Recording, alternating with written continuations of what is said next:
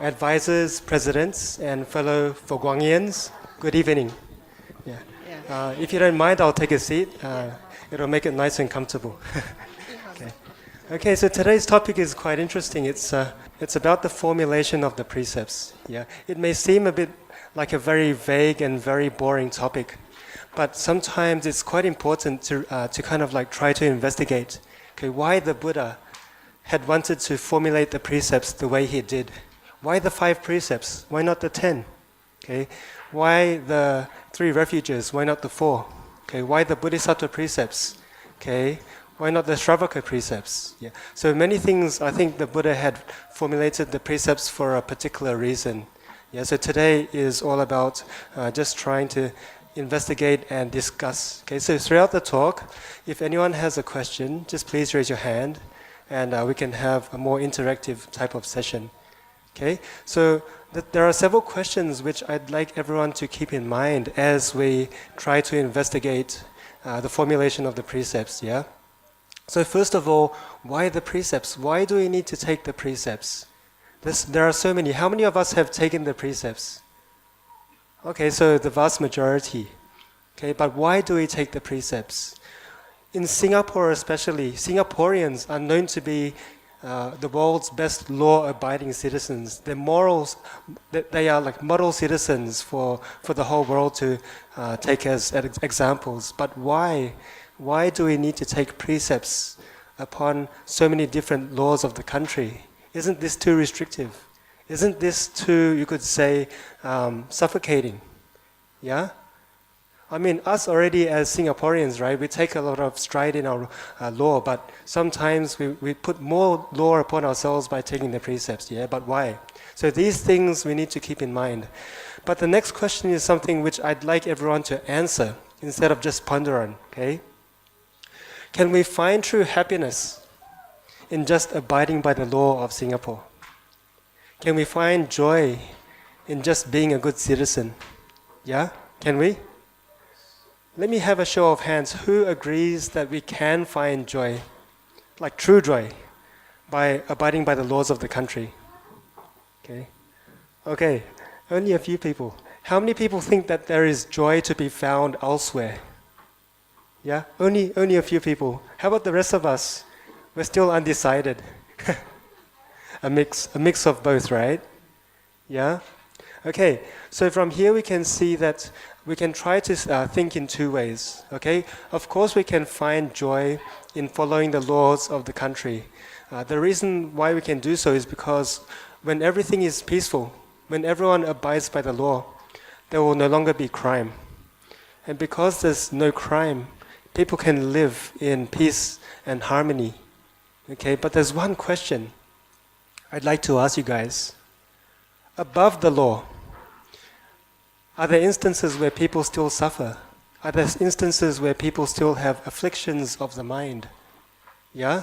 Who agrees that we still have afflictions of the mind? Who does not agree that we have afflictions of the mind just after we abide by the law? No one. Okay? In the workplace, for example, we have many different types of legalized bullying. Okay? At home, we have all different types of relations which can bring about a lot of negativity, yeah? So obviously this topic is quite straightforward. It can be quite bland, but I'll try not to make it bland, okay? But it's important to sometimes reflect on why we take the precepts in the first place, yeah? Jealousy is not under the control of the law, okay? You could even say hatred, to some degree, is not under the control of the law. So there are several things or several emotions which are caused by societal issues which are not under the law. Okay? So there's something more we need to do, okay, to bring true happiness and joy to ourselves. Okay? So where can we find joy? If we cannot find 100% joy in the laws of the country, then what extra can we do to find it? Does anyone have recreation? Does anyone engage in recreation? Yeah? What types of things do we do for fun as Singaporeans? Come to the temple. Oh, this is a very good example of a Buddhist, yeah? This is a very honest one. Let's give him a warm round of applause. Are there any other examples of how we engage in recreation? How do we find happiness in life? Does anyone go shopping very often? Yeah, no? Or is everyone too shy to kind of like confide? Yeah? What other types of recreation do we engage in Singapore? Sorry? Exercise? Yeah. What else? Being close to nature. Okay, going to the park once in a while. Social media. Okay, social media. Bonding, social interaction. Concerts. Okay, what types of concerts? How about Sentosa? Does anyone go to Sentosa? Not really? Sure. Okay. Okay. So there are many different types of recreations in Singapore. Yeah? But sometimes what happens when we do not have the opportunity to engage in our mode of recreation? What happens then? Yeah, what happens when, just as we make a plan to go to the park, something happens at home so we cannot do it? What happens when this happens week after week after week after week? Okay? How do we deal with this kind of situation? It kind of means that happiness and joy maybe needs to be found somewhere else. Yeah, but how? Okay, how? This is exactly what the Buddha was trying to address as he formulated the precepts.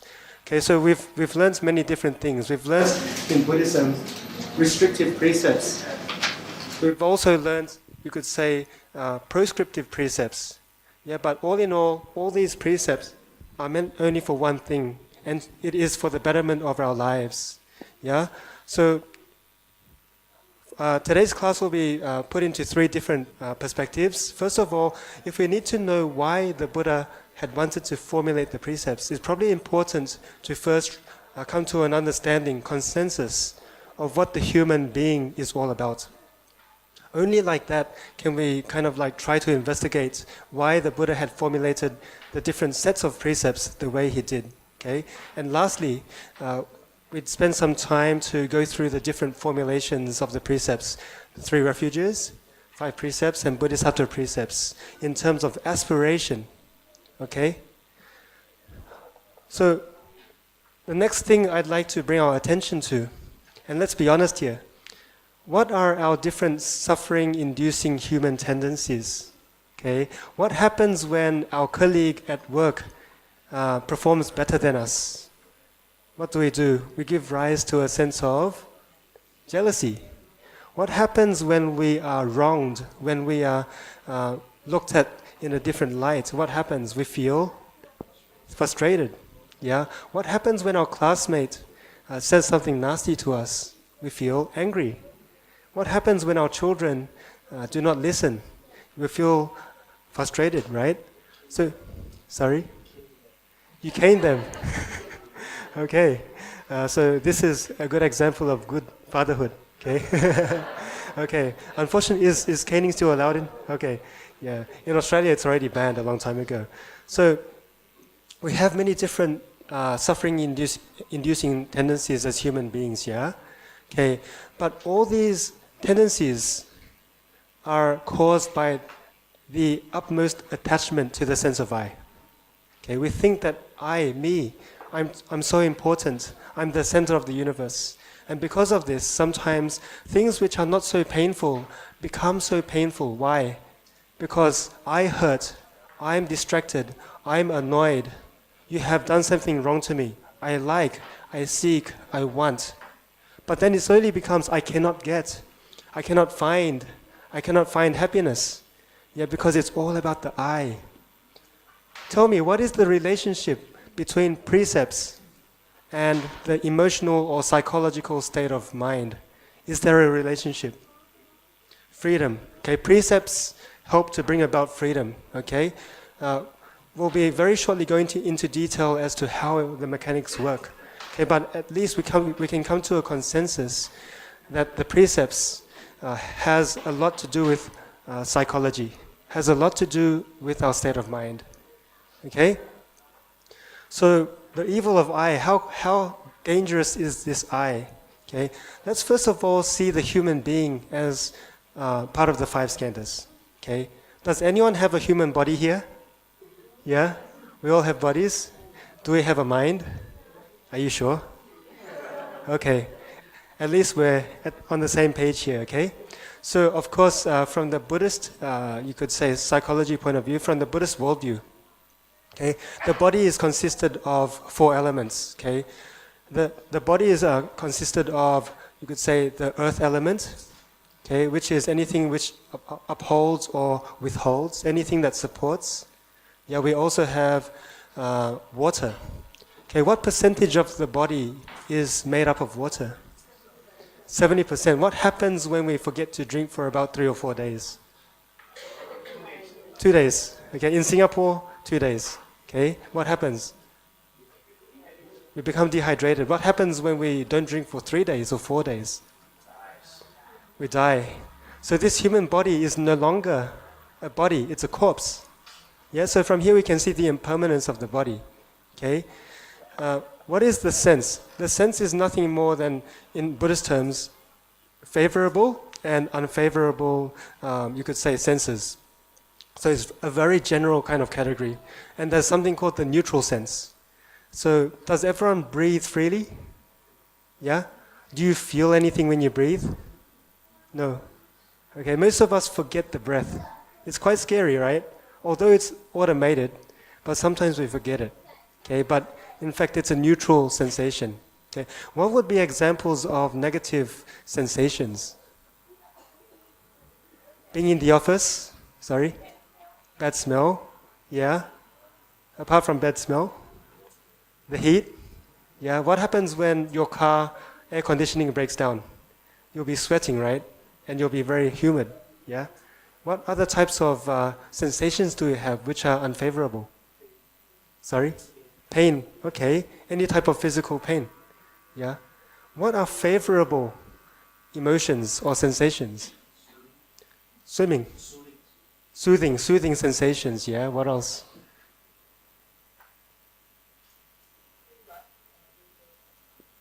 Feeling loved and appreciated, okay. Food, what else? What other types of favorable sensations are there? Sorry? Being happy? How about in terms of the external world? What happens when we come into contact with the external world? What type of emotions do we have? Soft? Yeah. Cooling? Okay. Comfortable? Full? Yeah. And just in a very comfortable state of being, right? Okay, so we have the senses. Okay, next, in terms of the makeup, we also have perception. Okay, so what happens at this level of being? Yeah. So how many times have you, for the very first time, seen something and don't know what it is? Yeah, I'm sure it happens all the time with technology.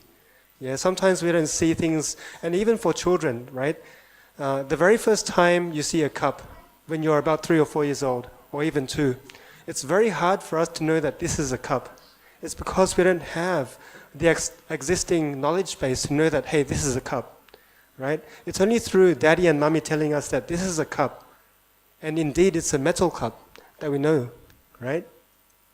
And there are many things in life which are very similar. Okay, we learn as we live. Okay, so in perception there are 2 types. Okay, there's the non-discerning or non-discriminating, which is, as we've mentioned, and discriminating.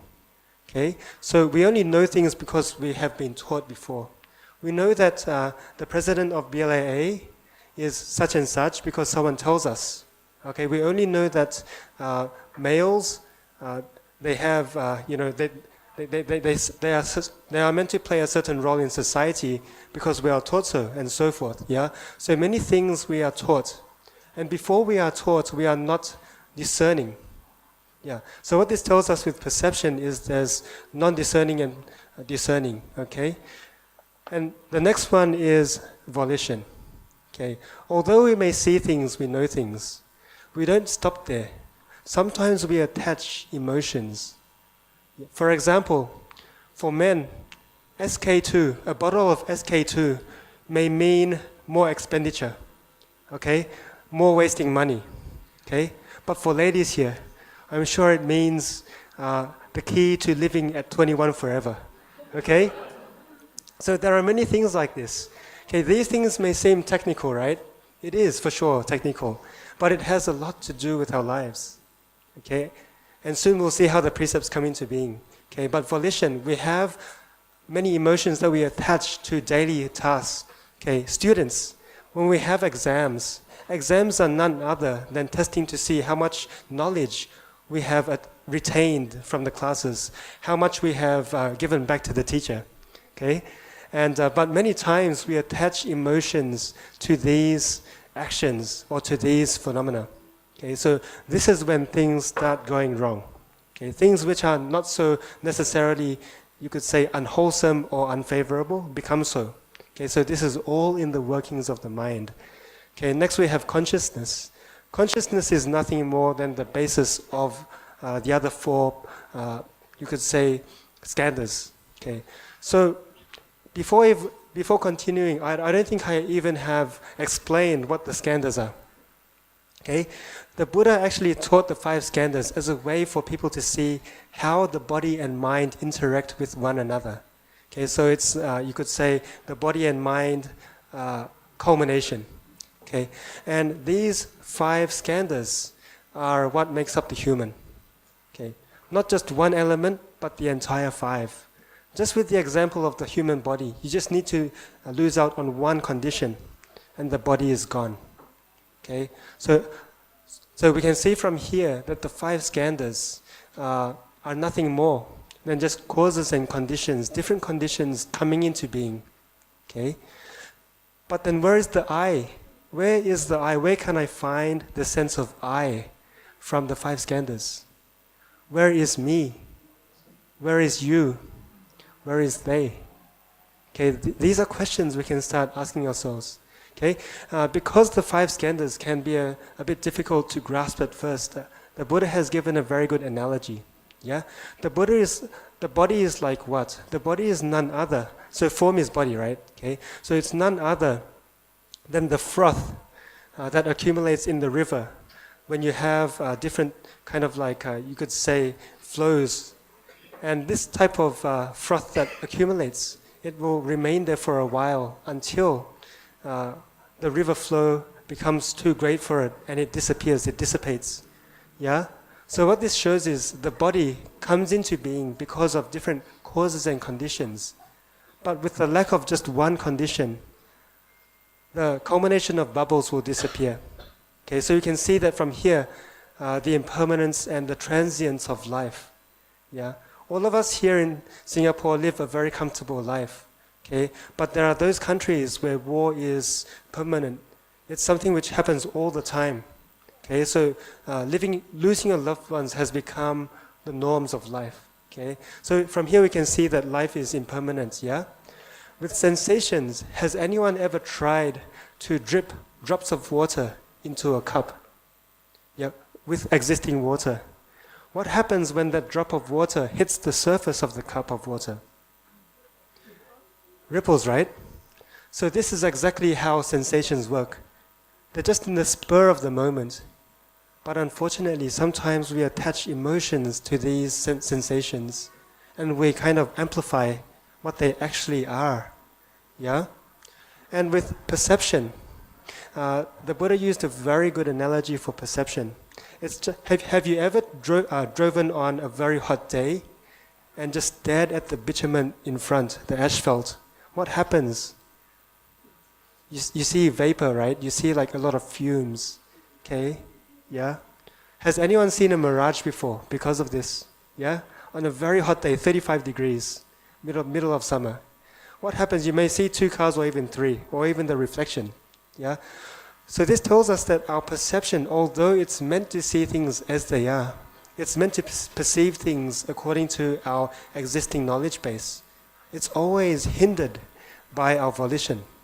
Okay? And at this particular stage, what is meant to be seen as it is seen in a distorted view, in an inverted way. So we can see how the human mind works from this, yeah? Okay, volition. Volition is just like the banana tree. Has anyone ever peeled a banana tree? Has anyone tried to peel a banana tree? Okay, Probably even for our younger generation, if you don't come from a kampong, I don't think it's possible for you to experience this, yeah? But if you peel those banana leaves one by one, you realize that there's more layers underneath, right? So it's very hard for you to get to the core of things, okay? This represents our mental habits, our habitual tendencies.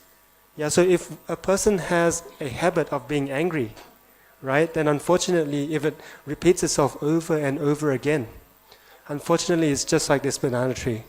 It will add layer upon layer upon layer until you cannot find the core. Okay, you cannot find the core of your innate goodness. Okay, so this is the analogy given to volition.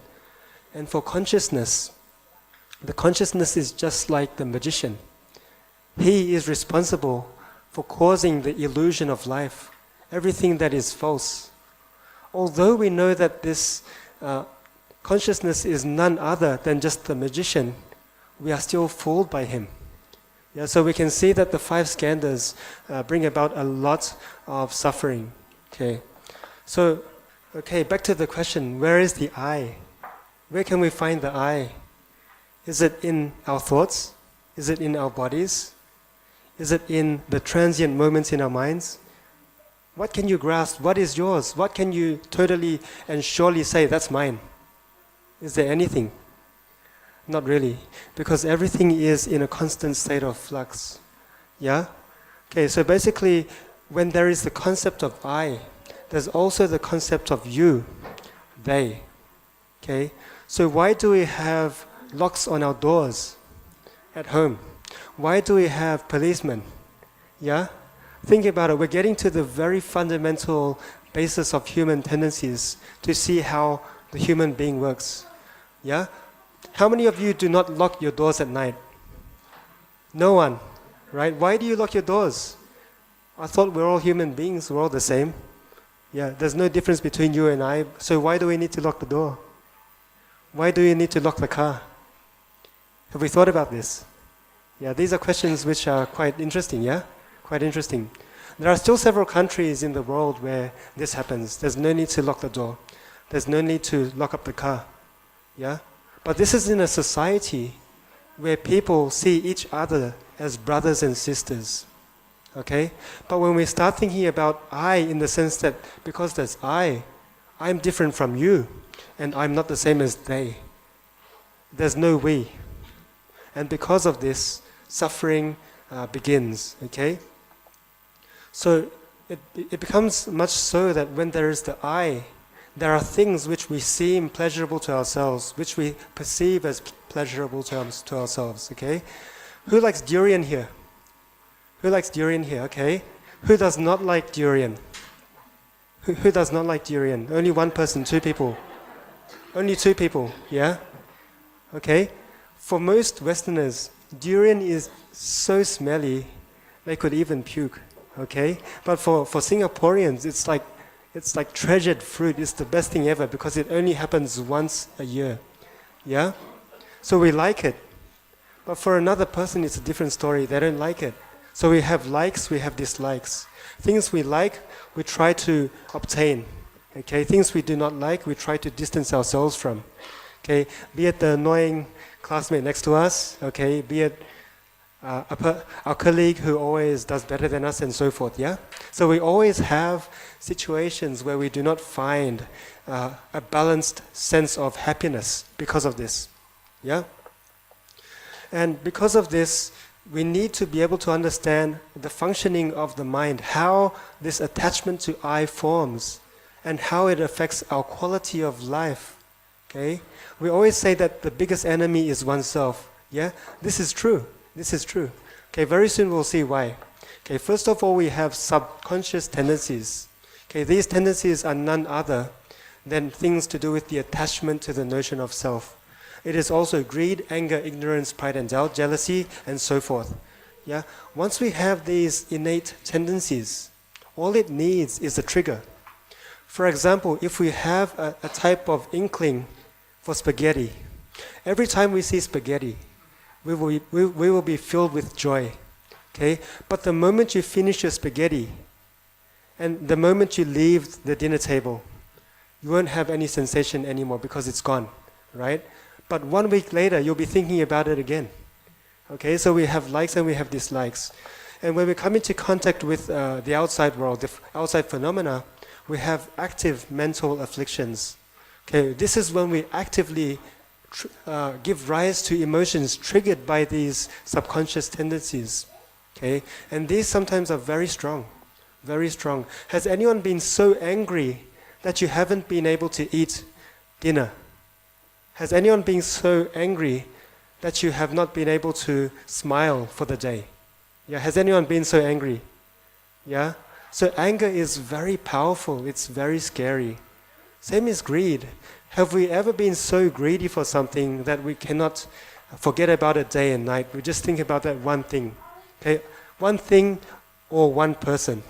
It's exactly the same. Okay? Sometimes our greed also occupies our mind so much that it becomes troublesome. Yeah? So because of this, we sometimes give rise to actions. We entertain our mental afflictions by flowing through with our bodies and with our speech. Yeah? And as such, we are just reinforcing this attachment to I. We're justifying the sense of I. Okay? And how do the precepts work along with the attachment to I? Yeah? Okay, we know that we have greed. Okay? Okay, anything like wanting, seeking, even justice. Justice is a manifestation of greed.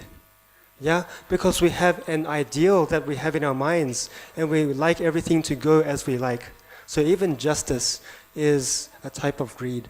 Okay? But what happens when we cannot obtain what we seek out for or what we want?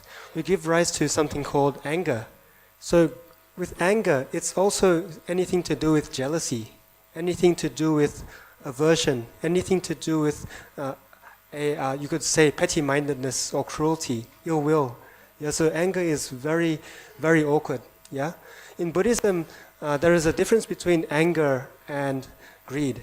With greed can lead us to do many wonderful things. Yeah, but anger in itself is none other than just a self-destroyer because it does nothing but ruin one's moral standing. Yeah. Okay, and everything is a result of ignorance. So let's read the next line. So it's actually none other than just the active misunderstanding of the way things are. Yeah, the way things are. We don't see that the body and the mind are constantly in a flux of change, in a state of flux, so that we want to grab onto things. We want to grab onto emotions. We want to grab onto people. Yeah? So the next time your boyfriend or your girlfriend says to you, I love you, don't believe it too much. Because the way he loves or she loves you at that particular moment will never be the same. Because of the different causes and conditions, that love will change. Okay? Although we can enjoy it, appreciate it, but don't become too overly attached. Otherwise, when it's gone, you're destined for pain. Okay, so many a times we fool ourselves with this, yeah? Okay, so many a times it's good to see the bigger picture in life, yeah? Okay, so there are many problems which are caused by greed and anger. So let's have a look at greed. Let's read it together. Okay, with greed, it can be a very subtle thing, right? It's something which sometimes is not easily discovered. Okay, and this is especially true in the corporate world. Okay, just one instance of greed can allow us to make a decision which brings about, which is driven by vested interest, but is of no benefit to others. Yeah, so there are many times when greed can manifest itself throughout our lives. Yeah, so it's important to keep in mind what happens when this arises. Yeah, so why does greed lessen our moral standing and our moral state of mind? Yeah, in this day and age, it's all about instant gratification. Everything needs to be done here and now. Everything is to be had at this present moment. Yeah, so what happens? People, especially young children, the 90s era children, yeah, they never know what it means to wait. They don't know the beauty of waiting. Everything has to happen at this moment, and if it doesn't, they give rise to anger. And sometimes even anger to the point where they commit crime. Okay, especially in Taiwan, there's been stories of children murdering their parents because they did not provide them with an iPhone. Okay, this is very crazy. And this is all driven by greed. Okay. Next we have anger. Okay, so anger. Why is anger such an obstruction to our practice? Has anyone, for example, in the morning, because of one silly incident, given rise to anger? And has that anger been able to wipe away all your joy, all your good intentions for the day? It happens all the time. Yeah. So we know that anger is very powerful. And let's have a look at the next line. So from this we know that anger is powerful. Okay. Indeed, recently there's been research done on the effects of anger. Okay. So research has been shown to prove that the flight or fight mechanism is powered by this anger. Yeah. So we usually react to situations because of fear, and because of fear we give rise to a subtle form of anger which pushes us to fight to survive. Yeah, so this was in the past. But modern human beings, as psychologists have realized, is that people already trigger their flight or fight syndrome even just with little things in life. Even just with being cut out when we drive, right? When people cut us off, or even small things like people giving us the wrong look, right? Even small things like this can trigger what would have triggered flight or fight syndromes a long time ago, like hundreds of years ago. So we're living in an era where anger pervades humanity. And as we know, there are many different health risks involved with anger, not to mention all the negativity it brings to oneself and others. Yeah, so from here we know that anger is very powerful. Yeah? So not only does afflictions happen now, and in this particular moment, okay, it also leads to future, you could say, suffering. So now maybe if we give rise to greed or anger, it will affect not only ourselves, but it'll affect those around us, especially if we take action. Okay, if we carry through with our anger or greed with our action. But next up, we have future afflictions. Okay, future afflictions are none other than the accumulation of our karma. So this brings into the scope the idea of past, present, and future. Yeah? Does anyone believe that this life ends here and nothing happens after? Does anyone think that life just finished here? Yeah? So that means that everyone agrees that life happens after this life, right? Yeah, and because it does, it means that everything we do is important. Yeah? There's always a Buddhist saying, if you want to know what type of person you were in the past, okay, just look at your life here, now. Okay, if you have done many good things, if you have done positive actions, if you have followed all the laws and rules, then of course you'd be a very happy person and with good conditions. Yeah? But likewise, if you have not done so, if you are someone who engaged in a lot of unwholesome deeds, then this lifetime it'll be very difficult. Yeah? But likewise, Buddhism does not just stop here, right? It tells us that we are in control of our lives.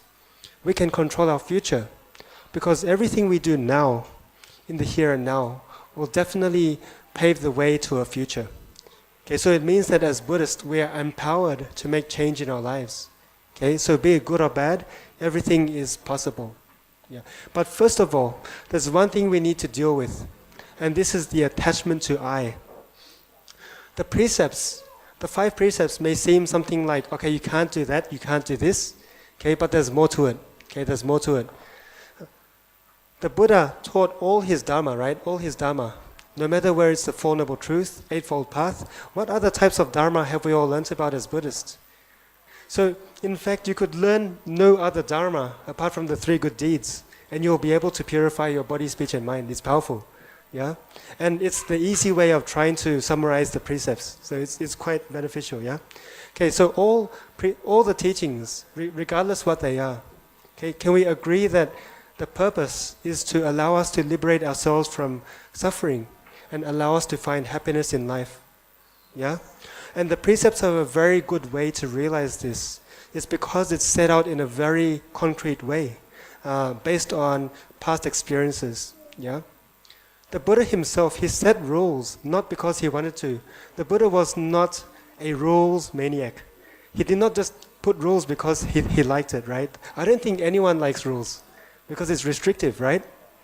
something must have happened for rules to be instigated. Okay? They are formed because we live as a community with a set of ideals that we share commonly. And we, of course, need rules to make sure that all of us, as you could say, citizens of this community, can fulfill our duty as well as enjoy a peaceful life. Okay? This is the reason why we have rules. Okay? But Buddhist rules are slightly different in a sense. Yeah? All the rules of Singapore, I'm sure you do not give rise to a sense of vow saying that, oh, I happily and fully accept the laws of Singapore. I do so from the bottom of my heart. I think most of us can agree that this is probably impossible, right? Because if you can do so, I'm sure that you could be the next Prime Minister of Singapore. Yeah? Okay, so we see that Buddhist precepts, we work from outside to inside. Okay, first of all, we have the precepts which deal with the external manifestations of our inner state of mind. Okay. Secondly, we have precepts which deal with active mental afflictions. And when we can deal with the first two, naturally, we will find some balance, and we can find a return to the, you could say, the inner virtue, which is the wisdom.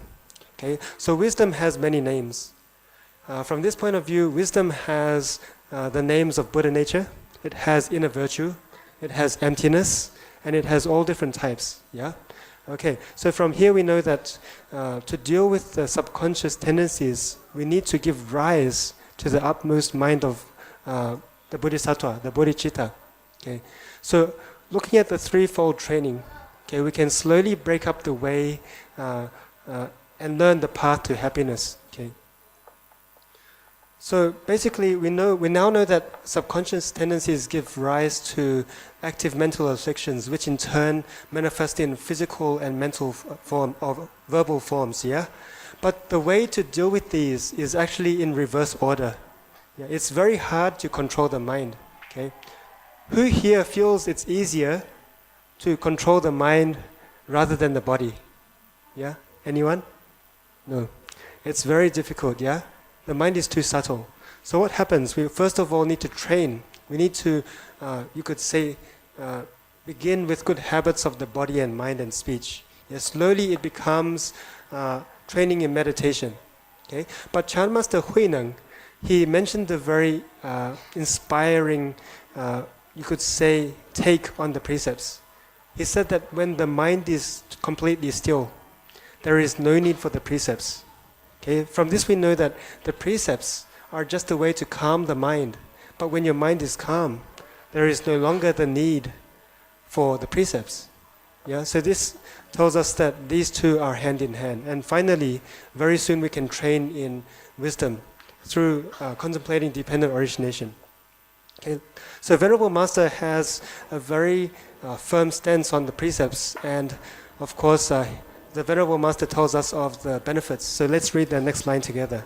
So we know from here, Venerable Master has very clearly told us that keeping the precepts not only can bring happiness and joy to this lifetime, it can pave the way to future happiness through our future, you could say, karmic retributions. Yeah.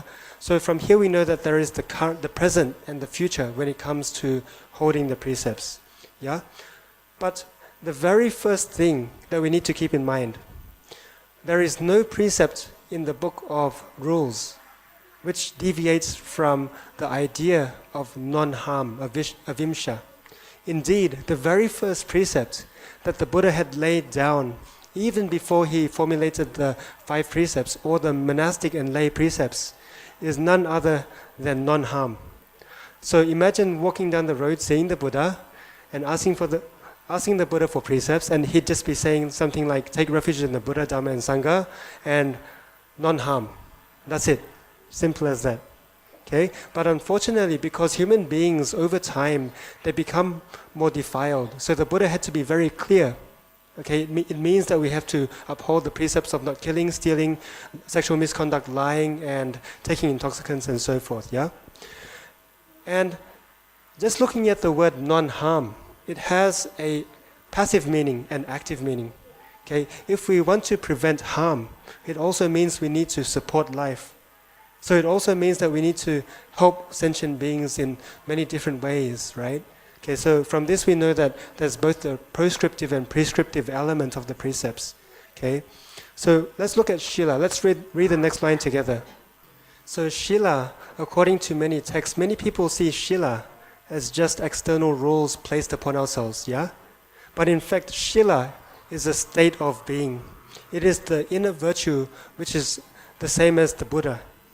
Yeah, so Shila is actually the means to the end and the end itself. So if you can fully uphold the precepts, don't think that the three trainings are sequential. They happen simultaneously.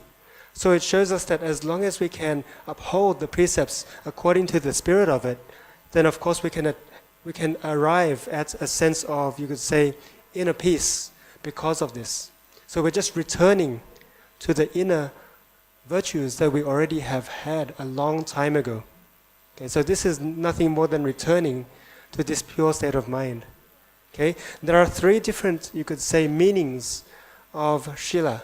Okay, first of all, we have the external rules, everything that the Buddha has mentioned and everything that we have learned as Buddhists, right? Secondly, we have active moral conduct, which is to do with serving the community. Okay, you could even say realizing the 4 acts of giving, the 4 givings, and giving people convenience and so forth. Yeah, so all these are active, you could say, virtuous actions.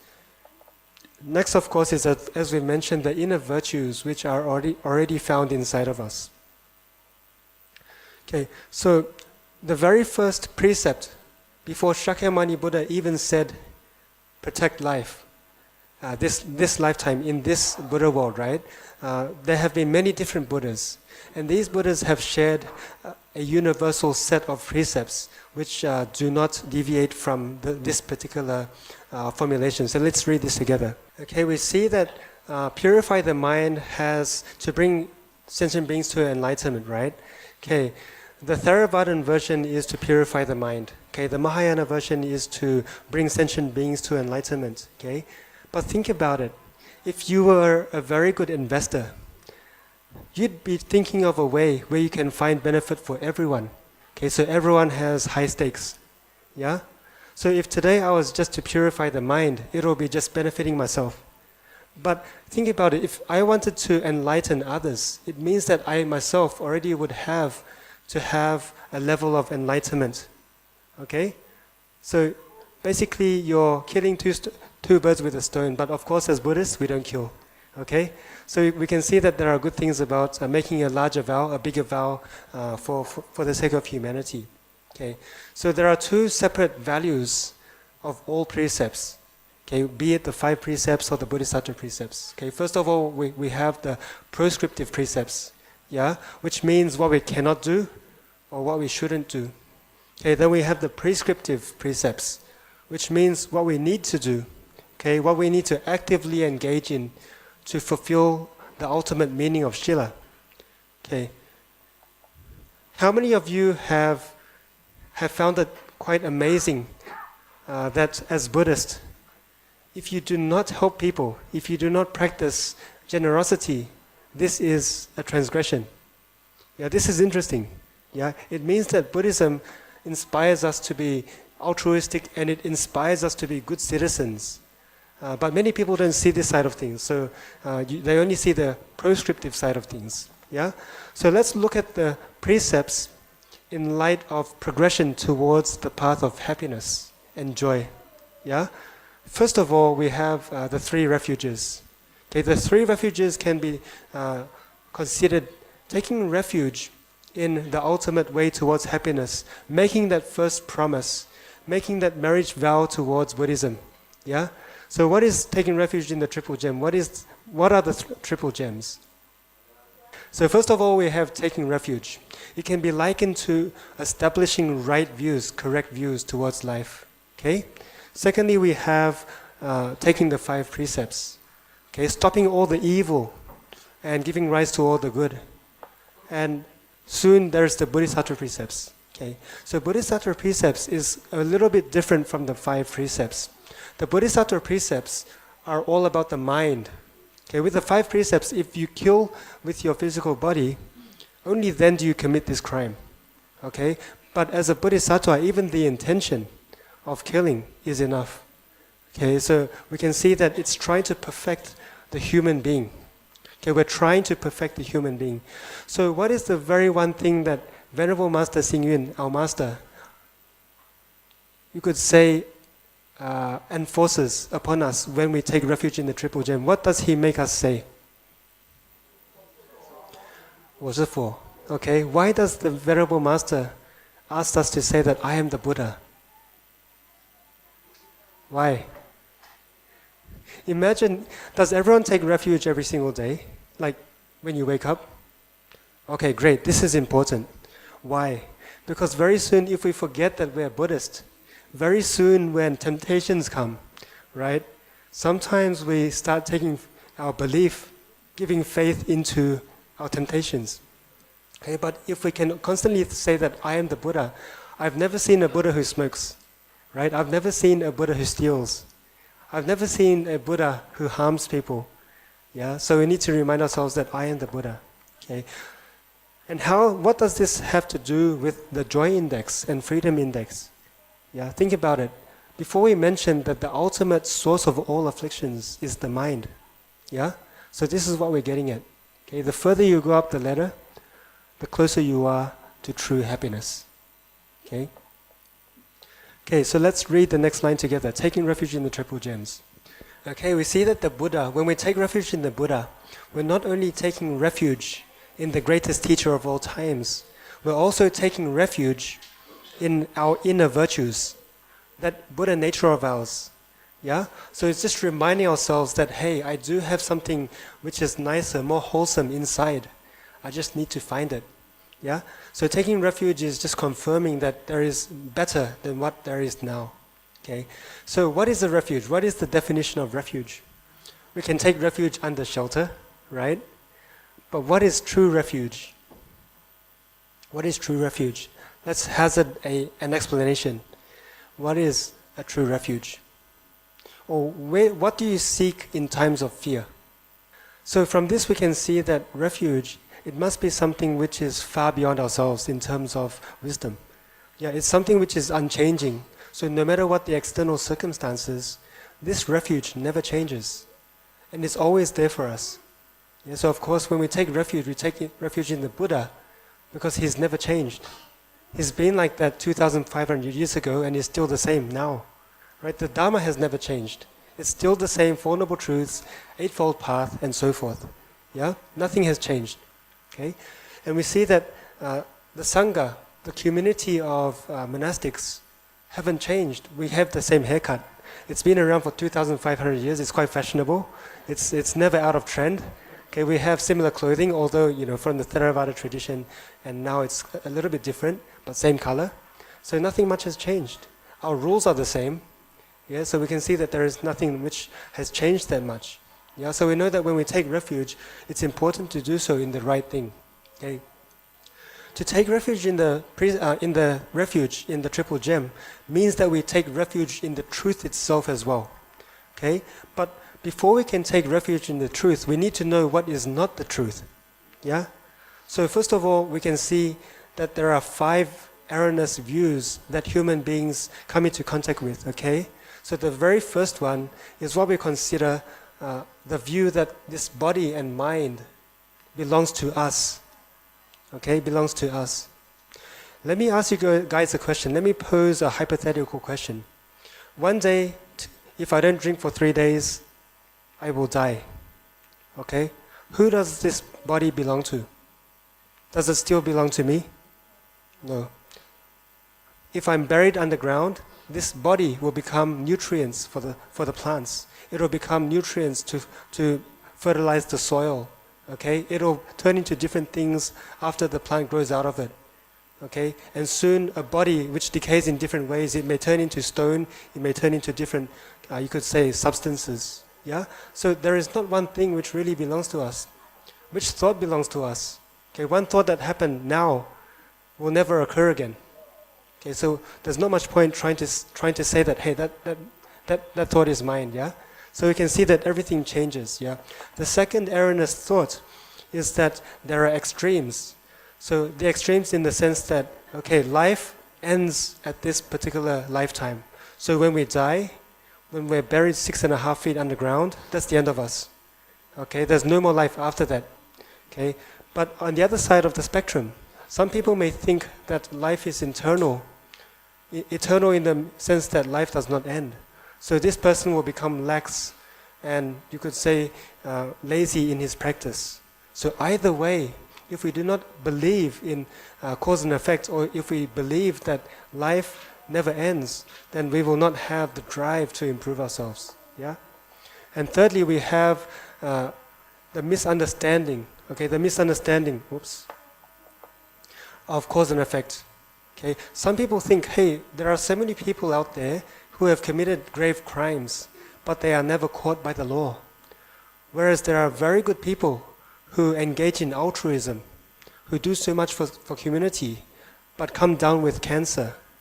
Okay, why is this so?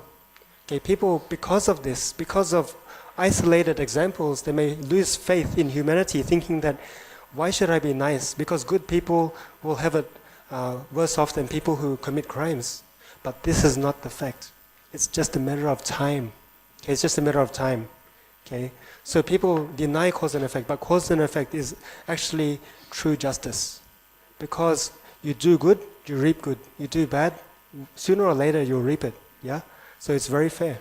Okay, and finally, some people have misconceptions about the way of practice. Some people see Theravadan Buddhism as inferior.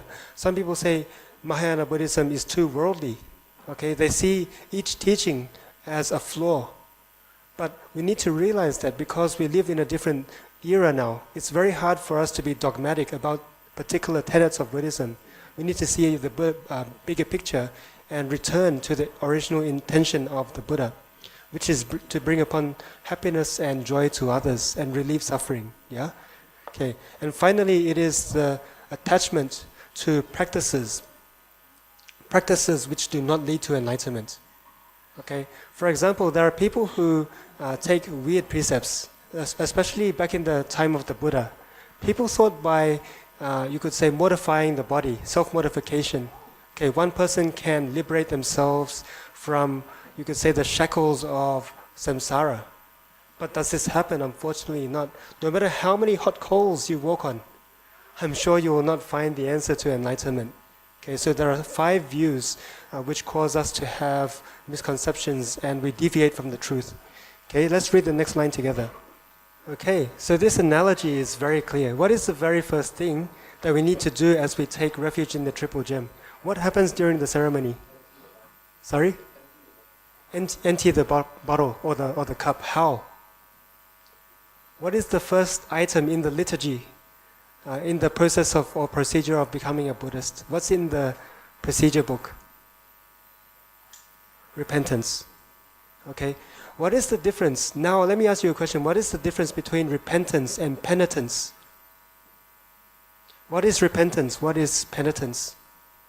Okay. In Chinese it's 忏悔. Okay. 忏 is just acknowledging your faults. Okay. And sometimes you may even give rise to shame. Okay. In Sanskrit it's called hiri. Okay. But that's probably as much as it happens. Okay. But when you hui, it means that from that day on, you vow never to repeat the same mistake. And this is the true meaning of Buddhism. Okay? We break the precepts, it's okay. But we look at it, we observe it, we see where we went wrong, and we try very hard never to do it again. Okay, so repentance is of course the very first thing we do. And we find clear conscience, we clear our conscience, right? So that we can receive the Dharma and the precepts with full purity. Okay, so this is the prerequisites for taking refuge. And also with taking refuge, it's an internal process as well as an external process. Okay? So what happens up in here? What happens up in here that very day when we make that vow in front of the Buddha that we will be better people in life? What happens? What kind of emotions come up? What kind of emotions come up? Great? Okay, any other emotions? No? Sorry, peaceful? Free? Yeah? Does anyone feel sad? Does anyone feel regretful? Okay. Venerable Miaoje is at the back. I don't think you'll dare to say anything nasty. Okay. Okay. So precepts, it's an internal thing, and according to you could say Indian sources, right? When you take refuge, there are 3 emotions which are requisite. Okay. I'm not sure whether we have these emotions as we take the refuge. Okay. First of all, we need to have confidence. We need to have confidence in the Buddha, Dharma, and Sangha, knowing that, hey, this is the way for me to find happiness and joy. Yeah. But secondly, we need to have reverence. Yeah, because anything good is found on the backs of humility. So when we are like humble, of course we are able to find the niceties of life. Okay. So this happens when we're humble. And lastly, we need to have love.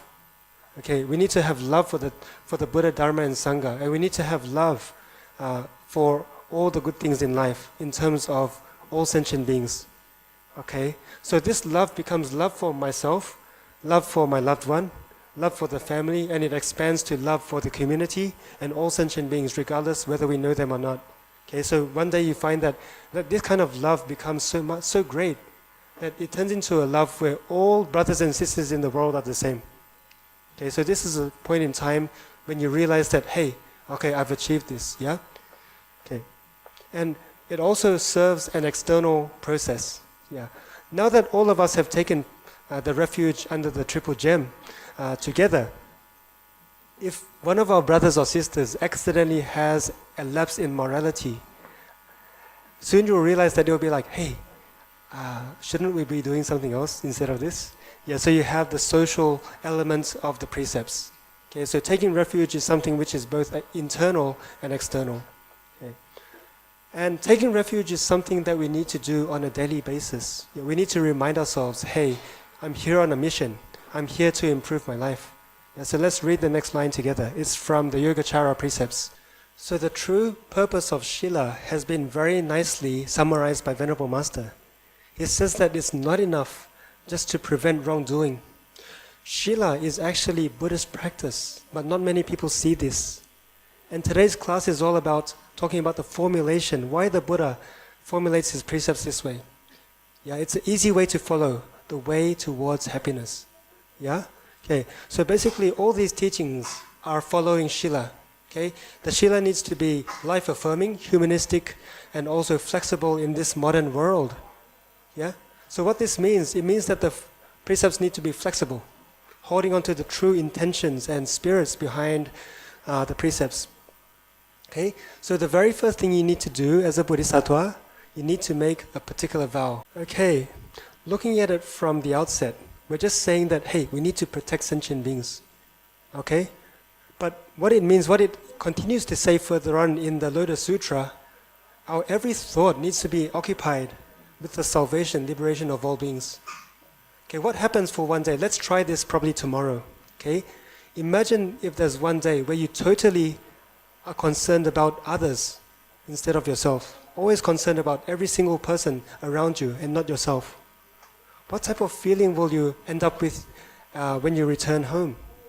It will be a very joyful emotion. You can try it, it's amazing. The reason why is because we're bringing the attention from I and bringing it and encompassing the entire human race. So it works on different levels, okay? So if anything bad happens, it's no longer I'm getting hurt. It's no longer I'm doing it just for me. I'm losing out, I'm gaining. It's no longer I, it's everyone, it's we. So the power of we is something which I think as Buddhists we need to really understand, okay? So it is the ultimate antidote towards the attachment to I. Yeah.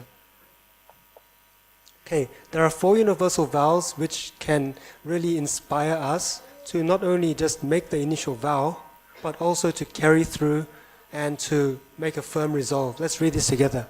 Okay, so we know that, hey, there's so much more than that there's to life than just me.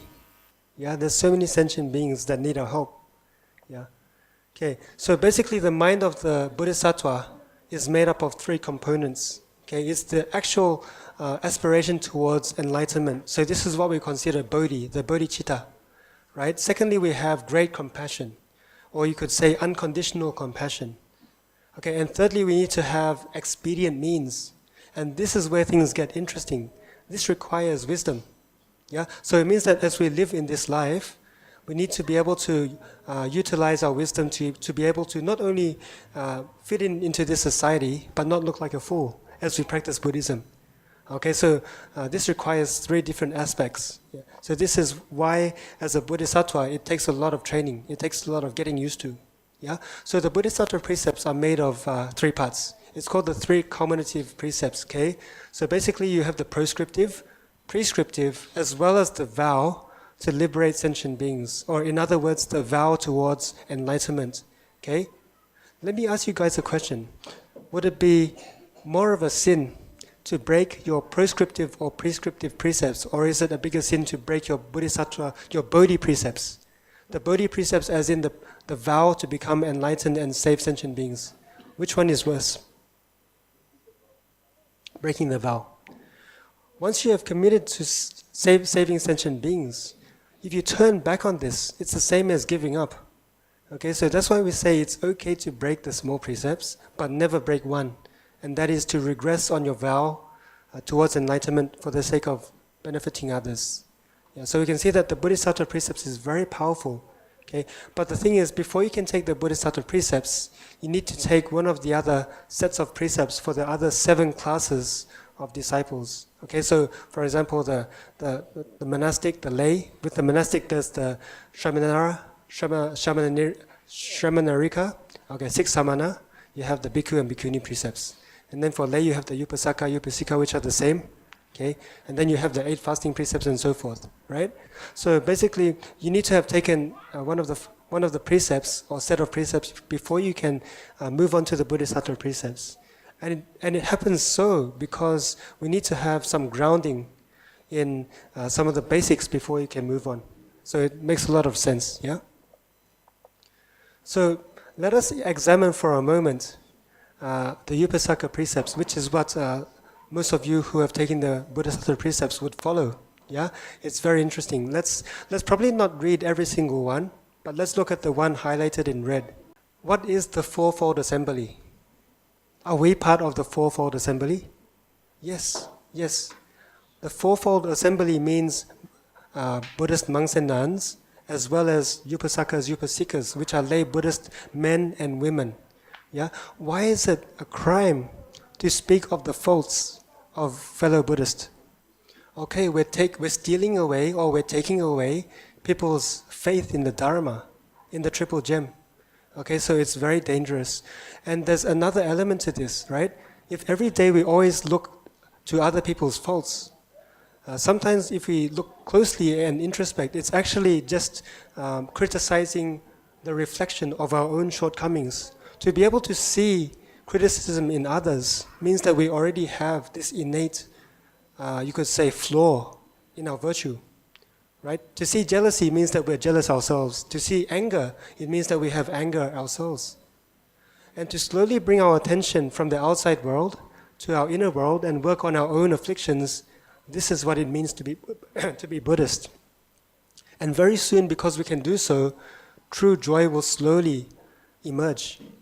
Yeah? So we can see that the Bodhisattva precepts work at very different levels in terms of mind training us to be joyful. So the Bodhisattva precepts in this case can be said as the mind precepts. Yeah, the mind precepts. Okay. The next set, look at compassion in action. Okay, the one about caring for the sick, the very first one, okay, number 3. It really means like you cannot turn your back away from those who are sick and those you don't like. Okay? I'm sure most of us here are filial children. If our parents are sick, I think we don't feel kind of like put off by looking after them at hospital, right? Okay, but some people will. Some people will feel that, hey, my parents are like dying, they look bad, I don't want to go. Right? But this is reality. There are some people like this. But how can we turn our backs against people just because we feel a sense of distaste? Right? This is out of compassion. Secondly, not traveling alone in danger. Okay, this is a preclusive precept. Okay, as we mentioned, a bodhisattva is concerned about the cause. So if today we know that we're going to a dangerous place, we're offering people the opportunity to engage in crime. Okay, so we cannot do that.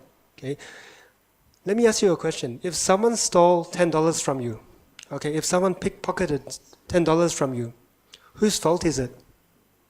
Whose fault is it? Both. Why? Because we've given the opportunity. So this is how the Bodhisattva thinks. Yeah, it's about looking at the cause rather than just the effect. Okay, not keeping cats. Why not? Okay, this will put down the pet industry. Okay, but think about why not dogs, right? What is the characteristic of felines? Exactly. So cats are known to be scavengers, and they're known to be predators.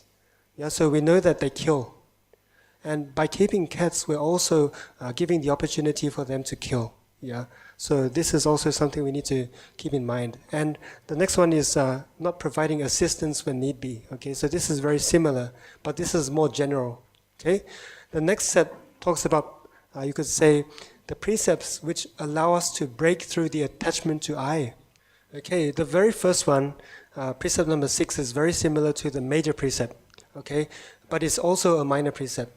One talks about the fourfold assembly, one just talks about precepts in general, okay. Back in the Buddhist time, there are other schools of Buddhism, not just Buddhism, okay. So other schools of religion also have precepts. Yeah. So any person who's trying to practice the way, if you slander them, then of course it's not good. Okay. And secondly, paying respect to elders. Okay. Why do Chinese people place a lot of emphasis on respecting our ancestors and elders? Why? Why? It means that we are not on top of the world. It means that we have come about because of causes and conditions, because people before us have paved the way. And without them, this will not happen. Okay, but if we forget that, we become arrogant, we become self-centered. And this is a very good way of killing the attachment to I. So everything is very logical, yeah? So basically, let's do one more activity before we finish and open up for Q&A and try to develop this sense of compassion. This actually comes from the Avamtasaka Sutra, and this is something which we can constantly remind ourselves of, okay? Okay, so I guess, needless to say, I hope that tonight's class has solved the Bodhisattva Precepts for those who have not taken it. Yeah? No, just joking. We're just being serious with the class, okay? So basically we can see that through the development of the precepts, through 5 precepts until Bodhisattva Precepts, it's just working from the outset, okay, working on the behaviors and slowly turning the attention to our internal state of mind, okay, and training it to be able to get rid of the sense of I, which is none other than the cause of all sufferings. Yeah, so we can see that slowly the precepts become the mind precepts and slowly become the ultimate way towards joy. So the precepts equals joy when practiced properly and wholesomely. So with this, I'd like to thank everyone for coming. So before we do so, let me recap what we covered yesterday night. Okay, so during yesterday evening, we covered the formulation of the precepts according to the traditional formulation. Yeah, so this includes the 5 precepts, the Bodhisattva precepts, and of course, taking refuge. Okay, so let me ask you guys a question. Okay, is it sufficient? Just to have the traditional, you could say, formulations of the precepts in today's day and age? Okay, if I say that we just need to withhold or uphold the 5 precepts, do you think this is enough? Do you think this is enough? Okay, especially for us who maybe do not understand the spirit behind the precepts. Maybe if we take the precepts too literally, then unfortunately there are many things that we can accidentally, you could say, transgress in terms of the precepts. Okay, take Facebook for example. What's been happening lately with the security of Facebook? Cambridge Analytica, right? So a lot of our personal data has been taken away for their own use. Okay, so things like this, I'm sure the Buddha didn't foresee this because technology was not an issue. But even things like money laundering and different types of corruption and fraud, back in the days, these things were not happening. Yeah, so these formulations were not in the question. So today it's all about talking about the modern interpretations of the precepts. Okay, so to put things into perspective, yesterday evening we talked about the relationship between the fulfillment of Shila, which is precepts, and our path towards peace and joy. Okay, we mentioned that Shila, or the practice and realization of Shila, is fundamental and paramount, okay, to leading us to the eradication of attachment to I. And apart from that, more importantly, as we engage in Shila, we're no longer harming people. We're no longer violating people's, you could say, even privacy or freedom. And as a result, it's something which happens in the here and now. We take the precepts, we realize the precepts, and we bring about joy to others. And then, of course, in terms of our mental state, we have a clear conscience. So we see that these two things happen internally and externally. Okay? And more importantly, the different levels of Shila or practice lead to different degrees of freedom. Okay, yesterday we mentioned that the 5 precepts can from the outset control inappropriate behavior which lead to suffering for both self and others. Okay? But we take it one notch higher. We take it to the precepts of the Bodhisattva. And yesterday we covered and affirmed that the Bodhisattva Precepts is about the mind. It's all about mind training. Okay? So it's insufficient just to control the body and mind, body and speech. Okay? The mind is more important. So when we are able to control the mind, then of course we can truly be able to find ourselves one step closer to true joy. Okay? So the Bodhisattva Precepts in this sense is, you could say, the highest realization of Shila. Okay? We spoke of the analogy of a person who has vowed for oneself and someone who has vowed for all sentient beings. Okay? The person who vows for himself, anything that happens to him or her becomes, I'm hurt, I'm discouraged, I'm frustrated, and so forth. Whereas someone who vows for the greater good, no matter what type of circumstances this person finds himself in, it doesn't matter, because it's all for all sentient beings. So we can see the difference between having the small I and the big I. So this was mentioned in terms of the Bodhisattva Precepts. Okay. In light of the 3 trainings, we have first of all morality in terms of external training of body and speech. Okay, and this progresses onto active mental afflictions, okay, which we deal with the Bodhisattva Precepts. And we follow on with wisdom to unravel the subconscious tendencies which are dormant in our minds, but sometimes are triggered by the outside world. Okay, so we have 3 different ways of seeing how Shila works. And yesterday we mentioned that Shila is both the means to the end as well as the means itself. So what it means is, through our practice of Buddhism, returning to the inner Shila we have is the ultimate goal. It's something we already had, but unfortunately we cannot find it, okay, because of our mental afflictions which happen here and now. So we can see that as long as we can return to this inner Shila, it means returning to the same Buddha nature that we all have had, all along. Okay. There's an analogy which illustrates this quite well and is quite moving. One day, our elder, so basically one day a young person, okay, was disheartened because he knew that he was a beggar. He was someone with low station, okay, wanting to find a happy life. So all along he didn't realize that he was someone with capability. Okay, so he went along with life being the servant of a rich family. Okay, but only after a while, just as he was about to give up seeking happiness in life, the Buddha told him that he had a gem in his pocket, front pocket. Okay, and this gem was the key for his happiness. It was worth $1 million. It was very expensive. But he didn't realize that he had this gem within himself all the time. And not only that, he didn't realize that he was the son of the family he was serving. Okay, so people are just like this. We don't realize how much we have until we introspect and look within for it. Yeah, so we all have this gem which none of us, some of us don't see all of a sudden. Okay, so the Buddha nature is likened to the Shila. We have this already. Okay, so let's read this line together. This verse is by Venerable Master. So from here we know that Venerable Master has made it very clear that the precepts are no longer enough just to be as they are. They need to be humanistic. So what does this mean? It means that the precepts need to be able to be accepted and utilized by people of today's society. Secondly, it needs to be life-affirming. It needs to be positive. It needs to be life-oriented and not submissive, or you could say reclusive. Yeah, and most importantly, it needs to be modern.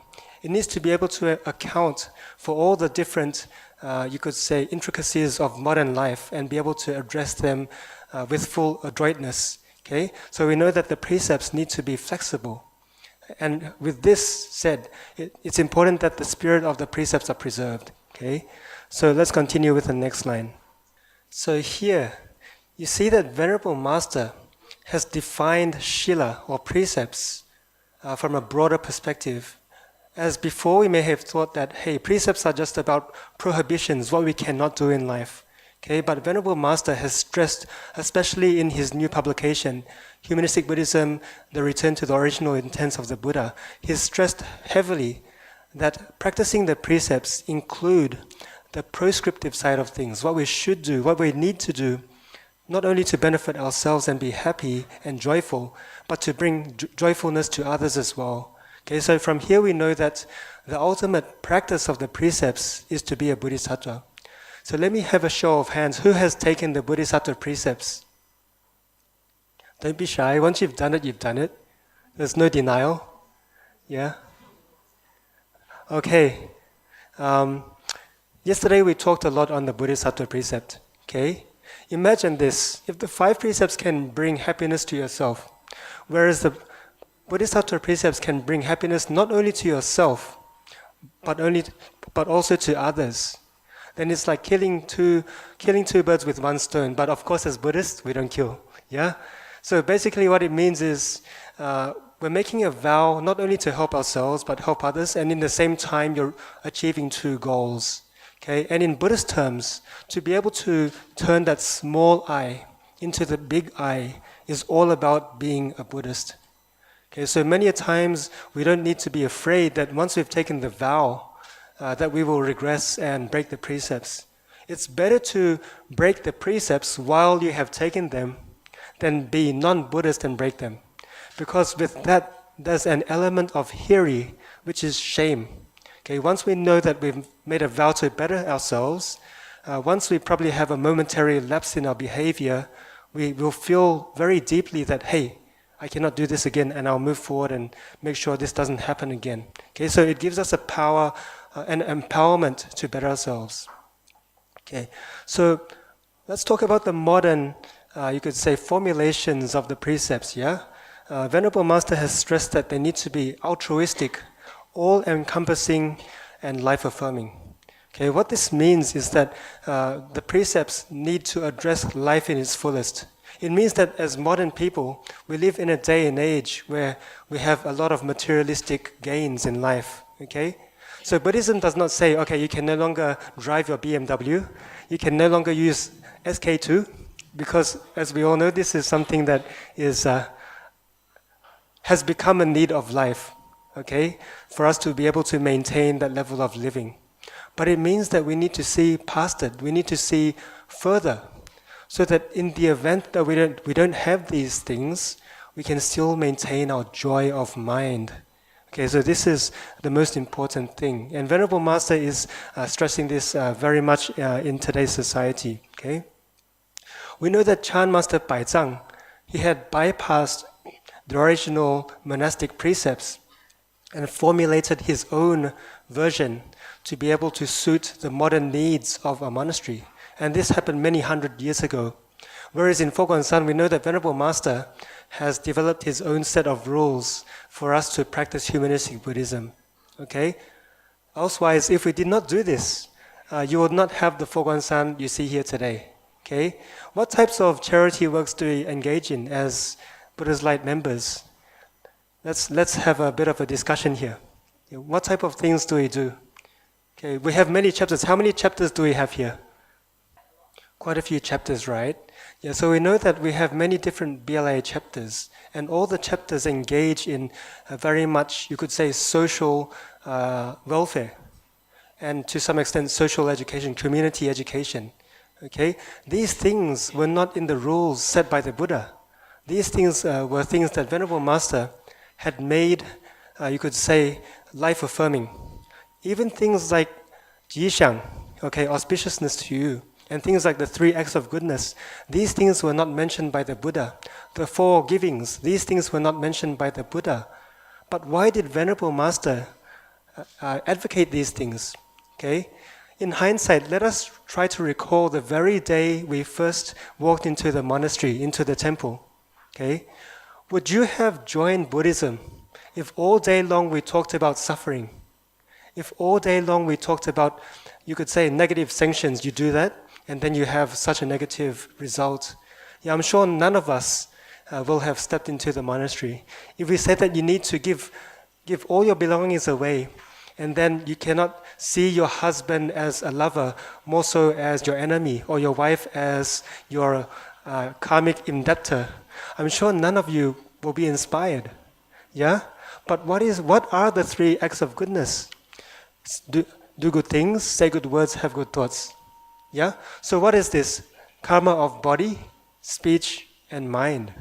So if we can achieve this, if we can fulfill the purification of body, speech, and mind, it is none other than completing our practice of the precepts. So we can see that Venerable Master has brought about a very much positive orientation to the practice of Buddhism, which otherwise would be seemed as quite negative for most people who are non-Buddhist. So of course, Venerable Master has very much been in tune with the times, and he's been able to accommodate for many different types of people. Okay, there was a story once, we have a little fishing town just off the shore of Taiwan, Xiaoliuqiu, right? And this whole township consists of fishermen and nothing else. So the entire economy is run by fishermen. Okay? So at this particular point in time, like 20, 30 years ago, one of the devotees from this particular fishing town invited Venerable Master to go and preside over a taking refuge ceremony and 5 precepts conferring ceremony. But another devotee was like, hey, Venerable Master, there's no need for you to make the effort, because this town is a fishing town. Everyone kills every day to make a livelihood. Yeah? But the master thought to himself, although what you say is true, but these people need Buddhism more. At least they know that when they have a higher purpose in life, they will feel that they have a chance to change. So Venerable Master did go and give refuge to these people, right? At this particular moment, these fishermen asked the Venerable Master, what can I do? What can I do? My living is all about killing, right? The Venerable Master replied very skillfully. He said that although you are killing now, don't kill with your mind. Don't intend to kill. And make sure that whenever you have the very first instance of changing, or you could say choosing another type of livelihood, then do so. Okay? So you can see that if today we were too dogmatic about the practice of the 5 precepts, these people will never be able to become Buddhist, and they will never see a better way of life. So many a times it's about giving the convenience for people to first of all find interest in the Dharma and then slowly work away towards it. Okay? If today we said that taking the 5 precepts is not about lying, then many businessmen will never find their way into the doors of Buddhism. Okay, I'm sure there's no salesman anywhere in the world that goes, hey, my product is lousy, don't buy it. Okay, although we may know so ourselves, right? Okay, so every field has the way of operating the business, but of course, it's all about the intention. Okay, it's all about the intention. Okay, so secondly, we say that the precepts need to be humanized. Okay, it needs to be accessible. It needs to be something which people and the masses are readily accepting. Okay, things like the 3 acts of goodness and so forth as mentioned. Okay, so these things we've mentioned before, it needs to be relevant to today's society. Okay, so apart from what we've mentioned, the formulations of the precepts not only needs to be humanistic, life-affirming and modern, it also needs to encompass and manifest the spirit of the Bodhisattva. Okay, so what it means is we need to put others before ourselves. Okay, so this is one thing which, have you guys ever tried just for one day, okay, placing all your intentions, all your concern on other people apart from ourselves? Have you ever tried that just for one day? The feeling is totally different. Okay, you give rise to a type of joy which cannot be bought with materialistic entities. It is something which comes from within.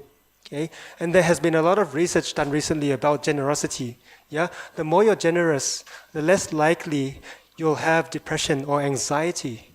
Okay, because slowly we tend to lessen our self-centered views and habitual tendencies and extend our love to all people. And in doing so, we let go of our pains which are related to I. Things we like, we lose, we get anxious, we get angry. Okay, things we cannot achieve, we give rise to a frustration. Okay, things that we don't like and they come into our lives, it gives rise to a sense of resentment. Okay, so there are many different emotions that come about because of the attachment to this I. Okay, so this is, no matter what we do, no matter how we practice the precepts, it only serves two things. One is to benefit others, and one is to purify our minds. Okay, so the Lotus Sutra sums up the very first precept the Buddha had mentioned during his time on earth. Okay, so this is as simple as the very first set of precepts that Shakyamuni Buddha had discoursed even before he had mentioned the 5 precepts or Bodhisattva precepts. Yeah, so to protect sentient beings, we can look at it from 2 angles. Right? First of all, we don't harm them. This is a given. Right? But apart from not just harming them, it's all about producing the conditions which allow someone to have a good life. So this may be bringing them to the Dharma, providing them with the causes and conditions which allow them to have a better life. And in doing so, our attention is no longer I.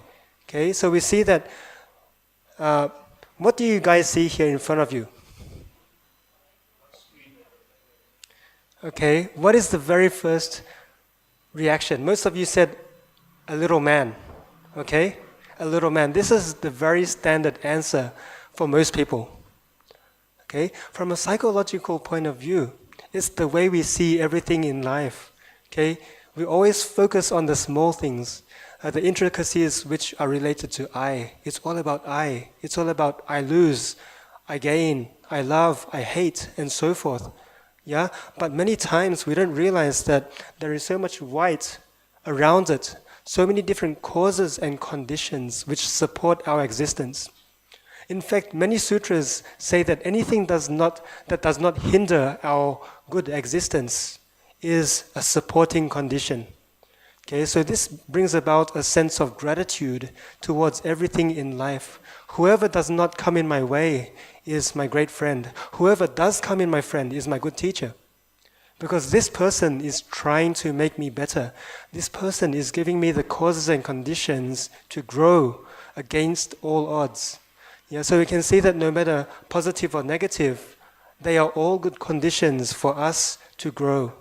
Yeah, so many times as we step into this world, of course, it's important to see the bigger picture, to see things in context of the larger sense of I. So we can see that as Buddhists, it's all about having a very broad worldview. Okay, first of all, Venerable Master, during his verse we've recited before, the precepts need to be in line with the Bodhisattva way. So first of all, the first section we'd like to discuss are the traditional ways of the Bodhisattva, and later on we'll be talking about the modern interpretations as formulated by our Venerable Master. Okay, so first of all, we'll be looking at the 6 parameters. okay, and the 4 means of embracing. Okay, does everyone still remember the parameters? What are they? Which parameters are they? 忍辱精进, 布施. Okay. 般若, 禅定. Okay, so what is the order in English? From generosity? What's next? Shila. Okay, what's next? Shanti. Okay, what's next? Diligence. Right? What's the 5th one? Meditation, and then prajna, wisdom. So why does generosity come first before anything? Yeah, Venerable Master lately, I'm not sure whether you have had the opportunity to have an audience with the Venerable Master in recent years, but Venerable Master has recently stressed the importance of generosity, has stressed the importance of giving people joy, making people feel joyous. Okay, there is a lot of deep, profound Dharma in this. Yeah, why do we need to allow people to be joyful? Yeah. How many of you, when you step into Fogansan, Singapore, Pangu Place, that you feel joyful? Yeah, how many people? Let me see a show of hands. Why is this so? How can you describe it? Let us have 3 people share with us their thoughts on this. Okay, why, when you first walk into the temple, you feel a sense of joy? It may be the architecture, it may be the reception you receive, okay? So let us have 3 people, okay? 3 volunteers. Who'd like to be the first one?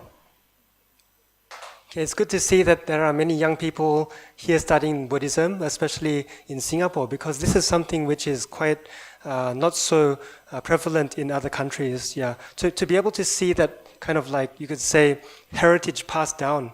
Yeah, this is something which Singaporeans should be proud of. Yeah, we have all done a good job passing down the faith. Yeah, okay. So we can see that the 6 parameters and the 4 means of embracing are 2 sides of the same coin.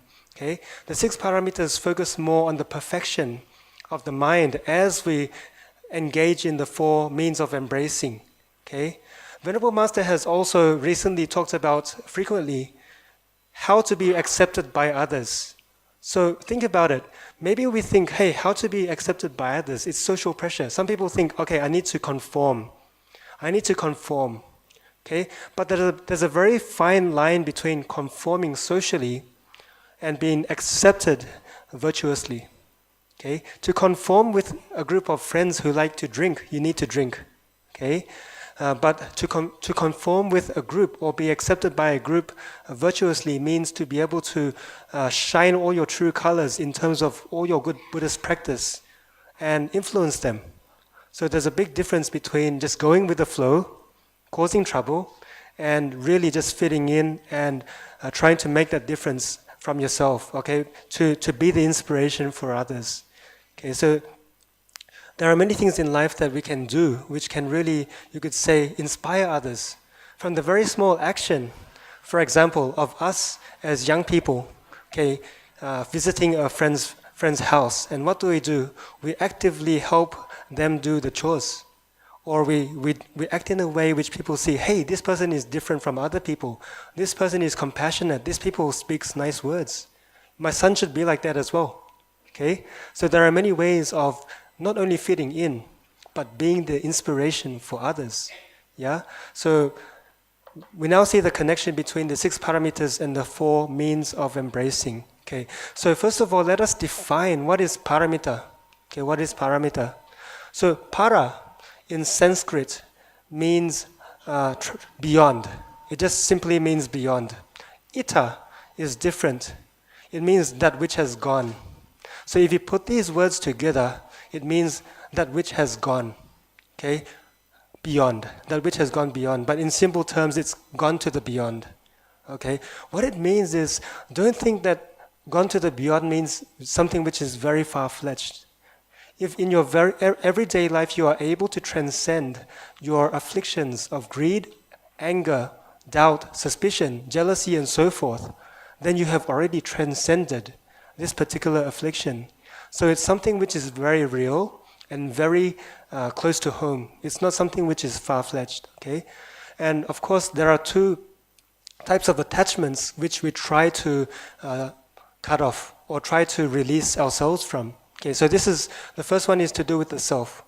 Okay, to kind of like let go of the idea that everything evolves around myself and see that the whole world is an interconnected web of different causes and conditions.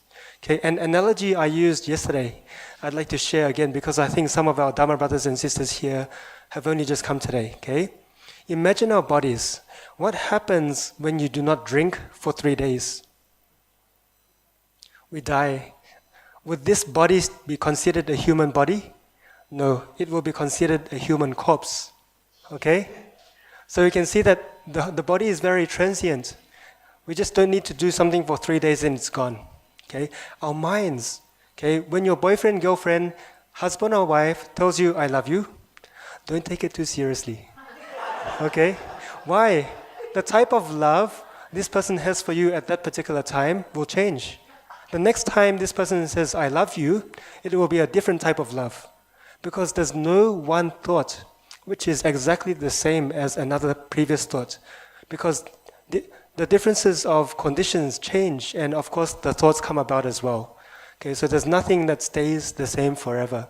So Venerable Master always encourages us. We can enjoy things in their impermanent state, but do not try to possess them. Okay, in Chinese it's 享有总比这个拥有好. Okay, but some people take it wrongly. People may think, okay, I just need to enjoy and not take responsibility for what I enjoy. Okay, it does not mean that. Okay, otherwise people will start having, the misses on the side, thinking that I just need to enjoy and not be responsible. Okay, what it means is we can enjoy things as they are, but not become too attached to them. Okay, so Venerable Master has been very clear with how we can live life in this present moment in time. Okay, and so let us go through each paramita one by one, so that we can have a clearer picture of this. Okay, so let's read the first one together. Dana paramita, generosity, giving of oneself. So tell me, what would be more beneficial if someone gave everything they had, be it $1, or someone who has $1 million and only gives $1? Who has given himself or herself? It would be the first person, because that person has given everything that he has. Okay, so it's the same with giving in terms of the, you could say, the consciousness level side of things. When we give everything that we have, it shows that we are able to let go of our attachment to self. Whereas those who only give $1 when they have 1 million, it's a menial type of giving, which does not result in renunciation of greed and anger. Okay, so we can see that even through the Buddhist practice, we are able to train the mind for the better. That's what the paramitas are trying to teach us. Yeah. Second one is Shila. Let's read this together. Okay, we need to be careful here. Morality in today's terms means anything that are a set of rules where we need to confirm, okay, or conform. So what it means, it's external. But in terms of Shila, it's not just external. Most importantly, we're giving rise to our inner Shila, something which comes from within. Okay? What happens when you see a baby fall from the 10th story floor of a high-rise apartment? What is your first reaction? Will you try and catch this baby? Yeah?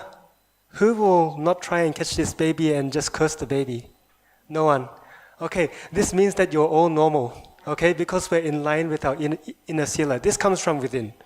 You don't need to think about it. You don't need to intellectualize. It happens because you have compassion within. Okay? So this is inner virtue. We also have virtues to do with our actions.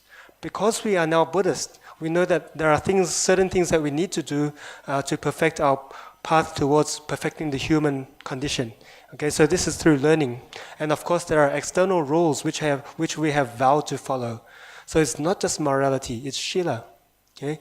So what is the underlying characteristic of Shila? What is Shila? The 5 precepts are the manifestation or the practice of the Shila, leading to Shila. Okay? But what is Shila in its essence, its ultimate form? It has the attributes of cooling. It has the attributes of calm. Okay, so this counteracts the effects of affliction, which is like fire. It burns. Yeah? So we can see with anger, right? How many people, after giving rise to anger, feel that it's very difficult to function properly?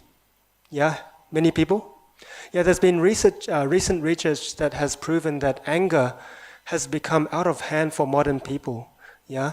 Whereas in the past, what has been needed to trigger our fight or flight, you could say response to a situation, would be life-threatening situations. Okay?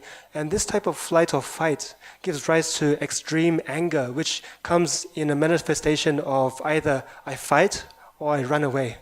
Okay? But nowadays, it does not require a life-threatening situation. All you need is someone giving you the wrong look, or someone cutting you in as you drive. Little things like this. And what happens when this anger arises? It causes so many different physical ailments, okay, like stroke, heart disease, and mental illnesses like, you could say, depression and anxiety. So many things stem from anger. Okay, so many people think that mental illness has nothing to do with Buddhism. Okay, but in all fact, all types of mental illness come from only one thing: wrong views. Okay, and wrong views cause greed and anger to arise because we are too attached to the notion of self. Okay, so by reducing the attachment to I, we also reduce our feelings of anger, because there is no I which can be made angry. There is no I which should be greedy.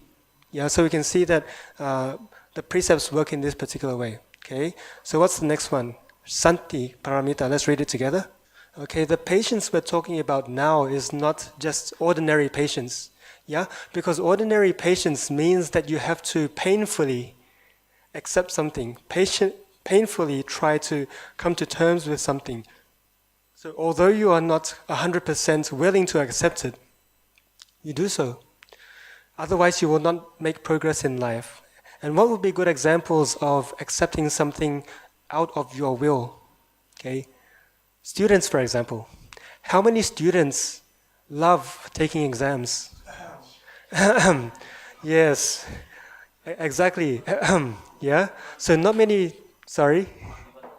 Not even adults, yeah? So even in the workplace, in the corporate field, there are many times when you have to take professional training courses, and I'm sure none of us enjoy them because it challenges what we feel comfortable with. And what we feel comfortable with is our formation of the ideal sense of I. Anything that goes against this ideal sense of I is like a threat to me, a perceived threat. And because of this, afflictions arise. Okay, so we know that patience is not just at this level. Soon we'll be going into detail, okay? What's the next one? Okay, in Buddhism, we say that greed, there are two types of greed: beneficial greed and unwholesome greed, okay? So whereas anger is completely evil, greed, there are two types. You need to have a type of greed to learn the Dharma. Because if you did not have this greed, it's easy for you to let go. So as Buddhists, we are full of sentiment. Okay, in Chinese, 人情味.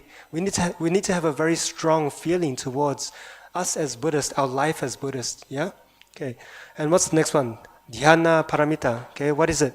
How many times when you have been working steadily with whatever you're doing to the point where you don't think of anything else? Yeah. How many of you have played computer games until you don't hear your mom saying, "Honey, dinner time"? Yeah? And has anyone found themselves in such a situation? Yeah? This is slightly different than one-pointed concentration.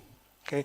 This type of one-pointed concentration is achieved through engaging with the outside world and focusing on one point but still working. Okay? The true meaning behind dhyana paramita is when you are completely free of all mental, you could say, activities and be very clear of every single moment. Okay, so this is a very difficult topic to understand. Okay, and today we may not have time to go in detail, but what it means in its general spirit is to be mindful at all times. Mindful to the point where you're aware of everything that happens around you. Okay, what's the next one? Prajna paramita. Okay, so what is it? Okay, what type of insight is prajna paramita? What type of wisdom is it? Is it normal wisdom? Yeah? It's actually wisdom through your experiences. So as you come into contact with the world around you, you see the impermanence of everything. You see that everything does not have an independently existing self-nature. Okay? Let me ask you guys a question. What is the greatest hope of humanity? What is the greatest hope of humanity? So we have world peace, we have compassion. What else do we have? Loving kindness. Okay? But what gives rise to this? What allows these things to happen in the first place? Impermanence. Yeah, so if today I found myself in a very difficult situation, the only reason why I have hope to change is because things are transient, things are not fixed as they are. And because of this, when we understand this, we are empowered. Okay, so no matter what situation we find ourselves in, life has a lot of hope. Yeah? So no matter which way it goes, good or bad, impermanence brings new future, new hope to us, revived hope.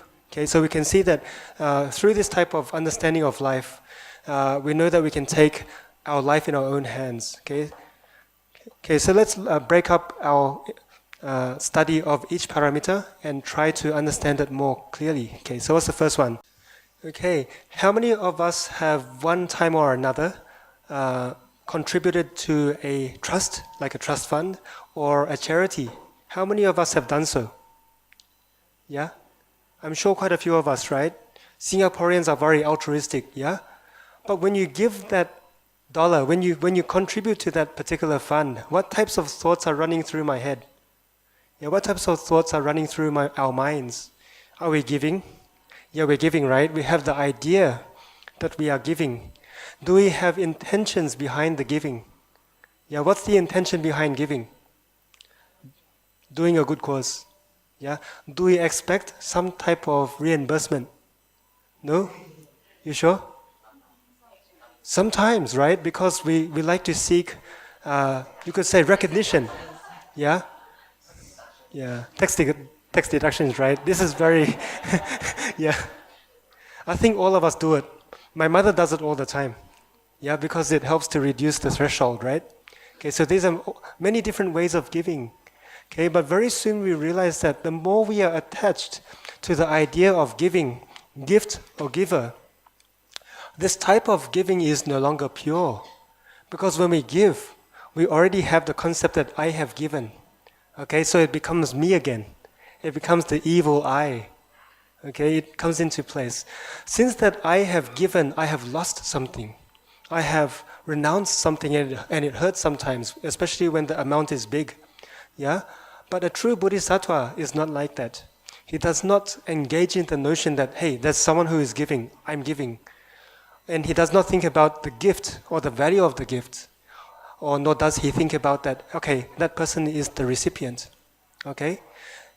So, are there any people like this who give without any attachment? Yes. Our Venerable Master. Okay? Imagine giving away an entire primary school to someone else who has nothing to do with Foguan-san. Would you be able to give a multi-million-dollar complex away just like that? Would you be able to do so? No. Okay, so many years ago, we actually have 2 primary schools in Taiwan. Okay, not to mention the other primary schools elsewhere. Okay, and one of them was given away to a philanthropist by the name of, I can't remember his name all of a sudden, but he's quite famous. Yeah. But this person, Venerable Master knew that us as Foguan-san, we are Buddhist. Okay, so we are not very well versed with how education should be run in Taiwan. And because this particular person engages in educational endeavors and is very clear with the educational climates of Taiwan, Venerable Master knew that by giving this person this school, he'd be able to bring it to greater heights. So there he goes without any strings attached, gives away this school. Okay, so at this point, devotees were a bit worried, thinking, Master, why are you giving such a school away? It's worth millions of dollars. It has come about because of the culmination of so many different benefactors. And in doing so, will they not feel that they have given something away out of their, not because of their, out of their willingness to do so? Okay, so Venerable Master said to himself and said to the devotees, there's no need to worry. Once we have given something, then we have given something. We should not worry about how we give or the results of giving.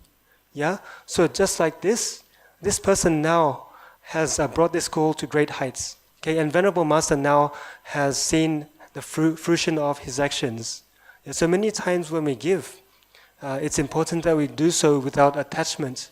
Otherwise, things will go wrong. Soon you'll feel regret. Okay.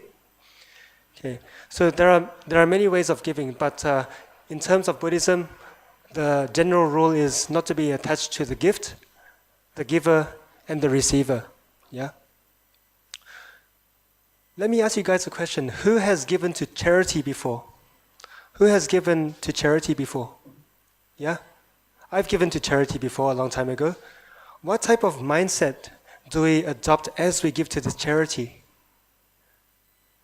What type of mindset do we have as we give to this charity? Sometimes we give with a mind of, you could say, pity for the person receiving or for the group who are receiving this donation. Okay? It's true. There's nothing wrong with this because we're developing our compassionate mind. Okay? But then again, it causes the sense that we are a little bit superior to the person we are giving. Okay? So in essence, this is also something as a Bodhisattva, knowing that all of us here are devotees of many years, is something that we can work on, to give without attachment to form. Okay? According to the sutras, Prajna Paramita Sutras, okay, the great perfection of Paramita treatise, it says that there are 3 different types of people who give. First of all, the very first person gives because of his own sake. He thinks that because I can give, I will reap good retribution. I will accumulate a lot of merits. Yeah, so this is the first type of person. The second type of person thinks that because I have given, I'm able to renounce worldly desires. Okay, so this is not the wholesome way of giving. But the third type of person gives because he wants to benefit all sentient beings. So his intention is placed on all sentient beings, not just himself, not for personal gain. Okay, so there are 3 types of giving. Okay. So of course, the function of giving is none other than trying to deal with our attachment to I. Yeah? Okay. And onto the types of giving. Okay, in Buddhism, the general understanding is that the giving of wealth, the Dharma, and freedom from fear are the 3 upmost types of giving. Okay, so wealth is a given. We give away the possessions we have. But what is giving of the Dharma? What are examples of giving of the Dharma? Giving of the Dharma is nothing more than raising your hand and sharing what you know about the Dharma, right? Yeah? So it doesn't matter whether it's wrong or right. You have tried to give some positive input, yeah? Thank you. So it's all about sharing your practice and your realizations of the Dharma with people, right? Yeah, so don't be afraid that you may be wrong as you explain the Dharma, but think of it as sharing or trying to inspire others by your experiences and inspirations of the Dharma. Yeah, so Dharma, the gift of the Dharma is very important. How about the gift of freedom from fear? This is a very interesting topic. Okay, what are types of fear? Let us brainstorm. What are types of fear? Having fear of grave sickness because there's not much medical insurance, right? Or it's expensive. Expensive, yeah? Okay. Are there any examples of fear? Or fear-inducing situations? There are many, right? Anything you do which can take away this fear is the gift of fearlessness. This may be encouragement, something as simple as giving a smile, encouraging people, giving them hope with kind words, and sometimes even helping them deal with the issues, sometimes with money, sometimes with other types of materialistic offerings and so forth. Yeah? So at the time of need, right, when someone is in a time of need, if we are able to give them that one condition, which allows them to overcome the fear, then this is a very important type of giving. So I recall the days when Venerable Master shares his stories about the reason why he had set up so many different tea houses around the world. Do you guys like the tea house in Pango Place here? Yeah? The food is amazing, right? And the price is very affordable. Okay? So why did Venerable Master make a vow to establish so many different tea houses around the world? Okay? The idea is simple, very simple. Okay? First of all, when the Venerable Master was about 17, okay, he contracted malaria and he was very close to death. In fact, he was just on the verge. But upon knowing this, our great master, our grand master, Zikai, our ancestral master, he offered Venerable Master half a bowl of pickled vegetables.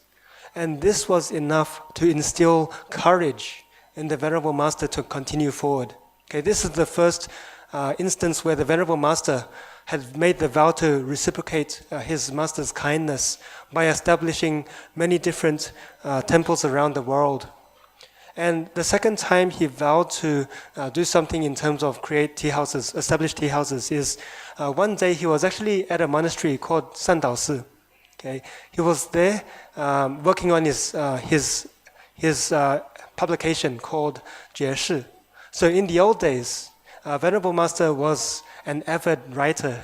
He was actually well known for all the different types of publications he was in charge of, and he was editor-in-chief. So he was very important back in Taiwan. Yeah. So every single week he had to go up to the temple up north to submit his papers for the papers to be published and so forth. And every time he went there, he was met with coldness and bitterness because the place where he stayed did not offer the type of hospitality that we know of provided by Foguan-san. Okay?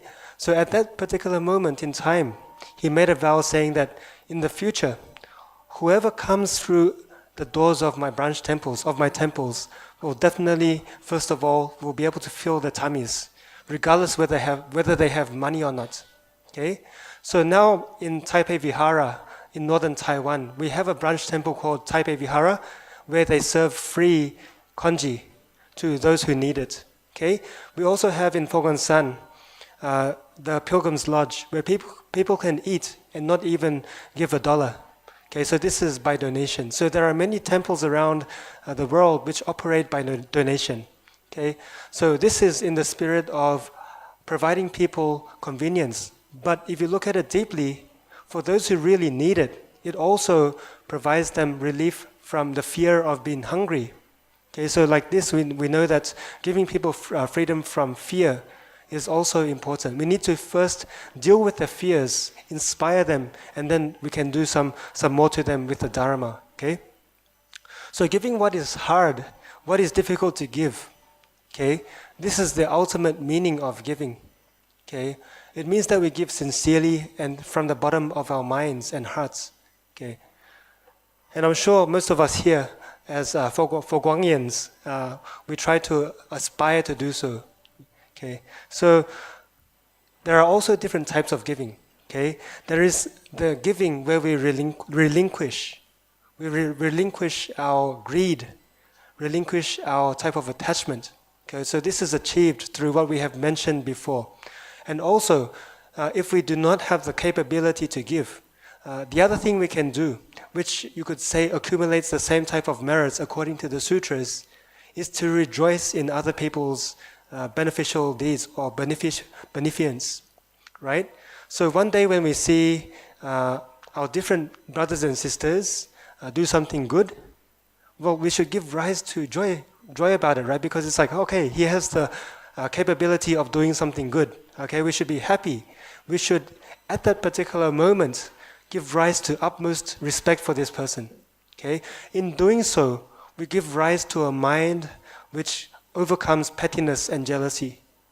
Okay, this is also the relinquishment of jealousy. Okay, so we can see that the whole of the Dharma is all about training the mind and doing good things to others as well. Okay. So the perfection of morality, as we've mentioned before, we've gone through this quite a bit yesterday because the whole focus was on this yesterday. Okay, but let's read this together. Okay, why can we not look at the faults of others as we practice Buddhism? Why? Why not? Think about it. Okay. We all come to planet Earth. We all come to Singapore with different causes and conditions. Some people are born into loving families, but some people are not that fortunate. Yeah? Why is this so? Yeah, it's because of our previous causes and conditions. Things that have come about because of our past life. Okay? But knowing this, we know that everyone comes with different habitual tendencies as well. Some people have, you could say, shortcomings in certain areas, whereas other people have, their strengths in other places. But because of this, we know that there are differences. So why should we be bothered at all? Everyone comes here differently. We should see the goodness in others and try to encourage others for the better instead of looking at their faults. Because no matter what you try or how you try to discern the faults of others, it will never end. Because everyone is different from everyone in terms of the karma. But in fact, everyone is the same. Everyone has the same Buddha nature that we share equally. So there's a saying, okay, equality can found in non-equality, and non-equality can be found in equality. Okay, although we have the same base, the same type of, you could say, potential for goodness, we come with different levels of understanding of this goodness. So definitely there will be different understandings and manifestations of such behavior because of the different understandings. So this should actually give rise to what? Sheer compassion. Compassion, knowing that everyone is different. Okay, some people may not be as well off as us. Okay, so as such, we need to give rise to compassion instead of a mind of pettiness. So this is why Shila comes into place here. Okay, so precepts are like training wheels. They're just like the tricycle where you have the two wheels behind. It helps us to balance. It helps us to train ourselves to find equal points, equilibrium, when we try to find inner Shila or discover our inner Shila. It's just a return to what was already good. Okay? And in the process, we did develop three things. Okay? Selfless compassion and renunciation, and also this understanding and appreciation for karma. Okay? So these things are what happens when we train in morality. The next one is something which is very difficult to understand, okay? Simply because it requires a lot of wisdom to do so. Okay, so we know that Santi is pacified patience. Pacified. In Chinese, it's called Anren. Okay? You can have patience, but it may not be pacified, right? Many of us have to practice patience, right? For example, we're in the workplace, we have a superior. If we do not like this superior, we cannot act against it. Otherwise, we will lose the job. So we can see patience is something we must practice in life. But those with wisdom, they are able to pacify the type of patience. And this is done so by seeing the emptiness of everything. Okay? Who is stronger? Who is stronger? Someone who throws a heavy punch and is able to knock someone out, or someone who is holding the punch back and not blow that punch? Who is stronger? Sorry? Holding back the punch. Why? It takes courage. It takes going against our anger, going against our afflictions. Yeah? So that's why we say that whoever does not punch has greater strength.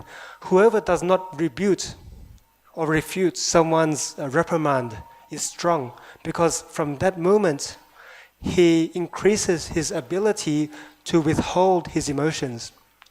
Whoever is able to remain calm under insult is someone who is strong, because he or she has developed the resilience towards insult. And believe you or me, insult is the hardest to forbear because it deals directly with our ego. It is dealing with the ego that we have created the perfect image of us as, for example, corporate managers, the perfect father, the perfect mother, okay, the perfect student. It has gone against what we hold true to ourselves, but unfortunately is just a fabrication of what we are. Okay, so Santi has more to this than we can think of. Okay, there are actually 3 different types of patience. The patience that we know in our everyday lives is likened to ordinary patience. We try to forbear the things in life because we need to survive. We need to forbear the things that we do not like because we need to fit in. Yeah, but then there is the Dharma patience. It is the patience that comes about because we learn about transience, impermanence, because we learn about the non-attachment to sensations and so forth. We learn that everything only is temporary, so there's no need to hold on to it, right? So many times, Dharma patience can be one step higher than ordinary patience because we understand the mechanics behind it. Yeah? Tell me, how many people, before learning Buddhism, when reacting to the same situation, for example, if your subordinates did something wrong, before you were Buddhist, what would be your very first reaction? Are there any corporate managers here or those in the corporate field? Yeah? Anyone? Okay. What would you do before you were Buddhist if someone had gone against your wishes? Fire them or scold them. Okay? Scold them. What would you do now as a Buddhist? Okay, to kind of counsel them through the mistake and try to help them improve. Yeah? So the whole attitude is very different. Yeah, I'm sure many of us here are managers, but very shy managers. Yeah? But I'm sure all of us are in some type of role. Okay? And it's very obvious. The time you become Buddhist is the time you realize that, hey, people make mistakes, not because they mean to, but because they have limited ability. But seeing this, seeing the causes and conditions of everything, we try to analyze life logically. And we see that things happen because of reasons. And we deal with the reasons instead of the effects. So the cause instead of the results. Okay? And in doing so, I'm sure many people have been able to serve the role better. Okay? The next one is patience of one who has fully comprehended the truth of emptiness. And this is the point in time where you become a true Bodhisattva. Okay, so rest assured, if you cannot do it yet, you're in the same boat. We're all the same. Okay, but this is what we aspire to become. Someone who can, under any circumstance at all, see the emptiness of everything. So he or she is no longer moved by external circumstances. But this is a point in time, like Venerable Master. I've never seen him react adversely to physical pain. Okay, there was once a very moving moment when we had the Vesak celebration in front of the president's palace in Taiwan. Okay, this was like 3 years ago. Okay, that particular year, it has surpassed precedent because in the past it never rained during Vesak Day. But that day it poured down, it was raining cats and dogs, and the whole place was wet. Okay? So very soon, everyone in the audience and all the VIPs on stage, they quickly put on their ponchos to protect them from the rain.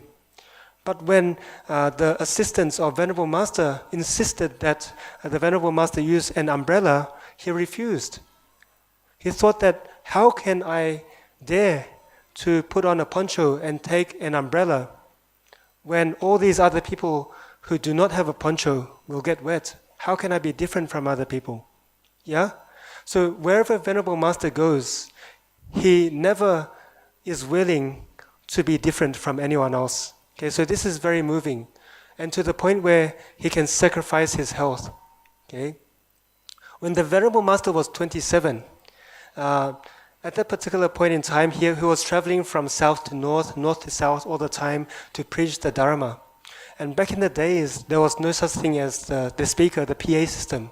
Okay? So upon being able to acquire one, it was a very rare commodity. And as we know, the roads back in the days was not as well developed. Okay, so whenever he traveled north to preach the Dharma, he'd take along his PA system. Okay, about 40 years ago, 50 years ago, or even like 60 years ago. And this PA system, as we know, is very sensitive to the shakes as you receive along the road. So what did the Venerable Master do? He carried the 30-kilogram PA system on his lap on his travels.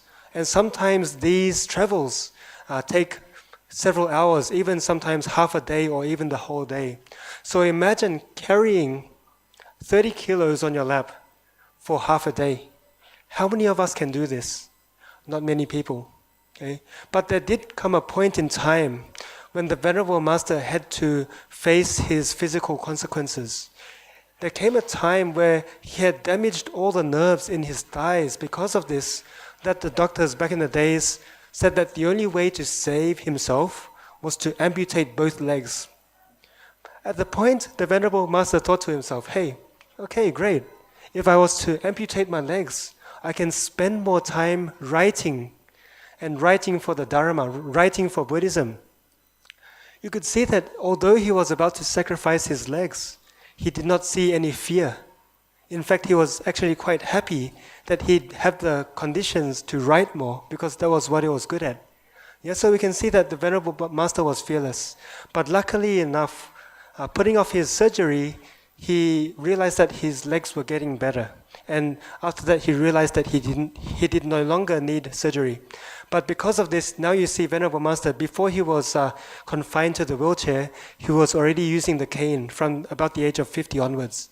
Okay, so of course he had the physical, you could say, results of doing this. But all along, the Venerable Master never saw his body as painful. It was painful, but he was never bothered by it. Okay? There are many stories where, because the Venerable Master goes all the way around the world to preach the Dharma, going from country to country. And sometimes he'd be going from a place where it's minus 10 degrees Celsius in Europe and flying to Southeast Asia to preach the Dharma. And as you know, Venerable Master has quite a following and quite a fan base. So wherever he finds himself, the very first thing people do at the airport is greet him warmly and ask him many questions. So he rarely has the chance to use the bathroom or change his clothes. So imagine coming from a place minus 10 degrees, finding yourself in Southeast Asia, and not having the opportunity to change your clothes. So of course you can see that the Venerable Master has to put up with a lot of physical pain and not being able to use the bathroom. Okay? Sometimes he can go literally 24 hours, literally, without using the bathroom. And sometimes adjusting his attire to suit the type of climate. Yeah? So all this is all about being able to see through that pain for the sake of sentient beings. Okay? These are real life examples of patience in practice. Yeah? Okay, next we have the perfection of diligence. Let's read this together. Okay, this is a very standard formula, and it's something which I like to practice myself because it's very straightforward and it has no loopholes. Yeah, because as human beings, I'm sure we always try to find the easy way out. Okay, but in doing so, I'm sure like you try to start things which have not arisen, which are good. Okay, you try to reduce those things which are not so good. Okay, and likewise, things which have arisen which are bad, you try to reduce, and those evils which have not arisen, you try to prevent. Okay, this formulation is something that throughout the ages has been beneficial. So this particular formulation is used until today. Okay, and it's something which is easy to follow. Yeah, so this is very much, you could say, suggested for daily use in the modern world. Yeah? Okay. The perfection of meditative concentration, or dhyana, is something which is more difficult to understand. Okay? But imagine the point in time where your mind is so still, so peaceful, and concentrated on just your task at hand without any distraction. Okay? You're working towards this particular state. So But the thing behind this, the way we can achieve this state of mind is if we can purely and always uphold clear conscience. So the prerequisite of this is if we hold the precepts. Tell me, how many people can sleep at nighttime knowing that they have done something wrong in their workplace? Yeah? If we had done something that we knew would have consequences, how many people can sleep restfully? Not many people. How many times have we lied to a colleague for vested interest? Many times. How many times have we been untruthful to our clients for our own interest? Many a times. But in doing so, you realize that you mix up or you make your mind very complicated because of your complications in your motives, and you go against your clear conscience. And this is the ultimate, you could say, cause of the lack of concentration. So we can see the balance between concentration and keeping a clear conscience. Okay, so it's very important. Okay, according to Chan Master Huicheng, he says that if you can concentrate, there is no need for the precepts. And if you uphold the precepts well, naturally, you can concentrate the mind. Okay, so we know that concentration and precepts go hand in hand. Okay, so we said before that precepts equals dhyana, right? And dhyana is the manifestation of the precepts in full observance.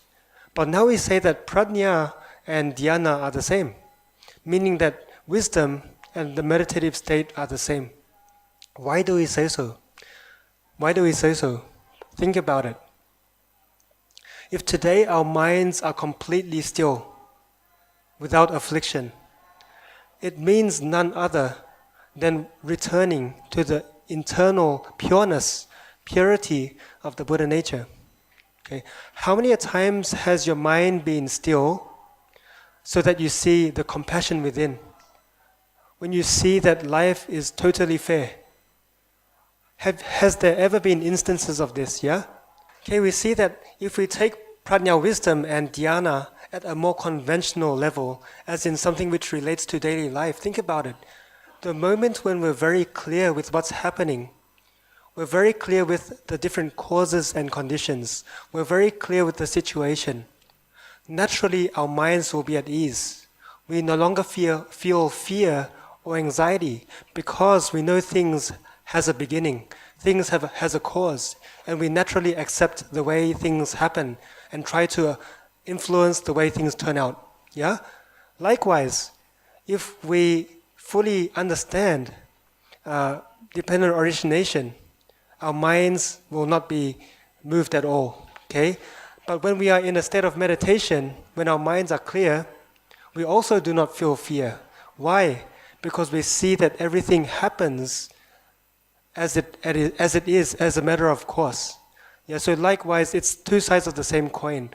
To try to say that dhyana and prajna are different is trying to say that a human being is different from a Buddha. We know that the Buddha and the human being are the same, right? So it's trying to split something which cannot be split. Okay, so we know that prajna and dhyana are two sides of the same coin. Okay, but the Buddha uses an analogy which explains how the 6 paramitas work together. Okay, let's read the next line. So from here we know that the 6 paramitas are something which needs to be simultaneously practiced. Imagine giving without wisdom. Okay, one day when we see, hypothetically speaking, one day when we go to the subway and we see someone begging for money, okay, knowing that this person is trying to feed his addiction of heroin, do you think, as a Buddhist, we know that we need to be generous, but if today we did not exercise our wisdom, we're thinking, okay, I need to give my wealth away, I need to give everything that I own. Are you going to give this person $100 so that he can feed his heroin addiction? Of course not. But someone not using his wisdom may do so. Okay? So these are very real examples of giving. Will you give money to a friend knowing that he is feeding his gambling addiction? No. So there are certain instances that we cannot give. Okay, so this is because we have the prajna wisdom to see that, okay, there are times when giving will harm people. There are times when giving will not benefit this person at all. So we know that prajna wisdom and all the other types of parameters go hand in hand. It's impossible to practice santi properly, or what we say, patience under insult properly, if you do not have prajna wisdom, because we will not see through the transience of life. We will see that everything is as too real. Okay, so many times wisdom is the ultimate eye for the other five parameters in this sense. Yeah, so we can say it is like the guiding. You could say it is like the lighthouse for us. It shows us the way. Okay, now on to the more applied perspective of the Bodhisattva. We say that there is the four means of embracing. Okay, what do we mean by embracing? What do we need to do to be able to make people feel at ease? They need to feel accepted. They need to feel loved, and so forth. Okay, so with the first particular type of embracing, what is it? To be generous. Okay, what are the things which we can be generous with? Let us have 2 volunteers answer this question. Yeah, may we have 2 volunteers? What types of generosity can we engage in? Time, definitely. How many of us have been in a situation where we feel down and we needed a friend to listen to us?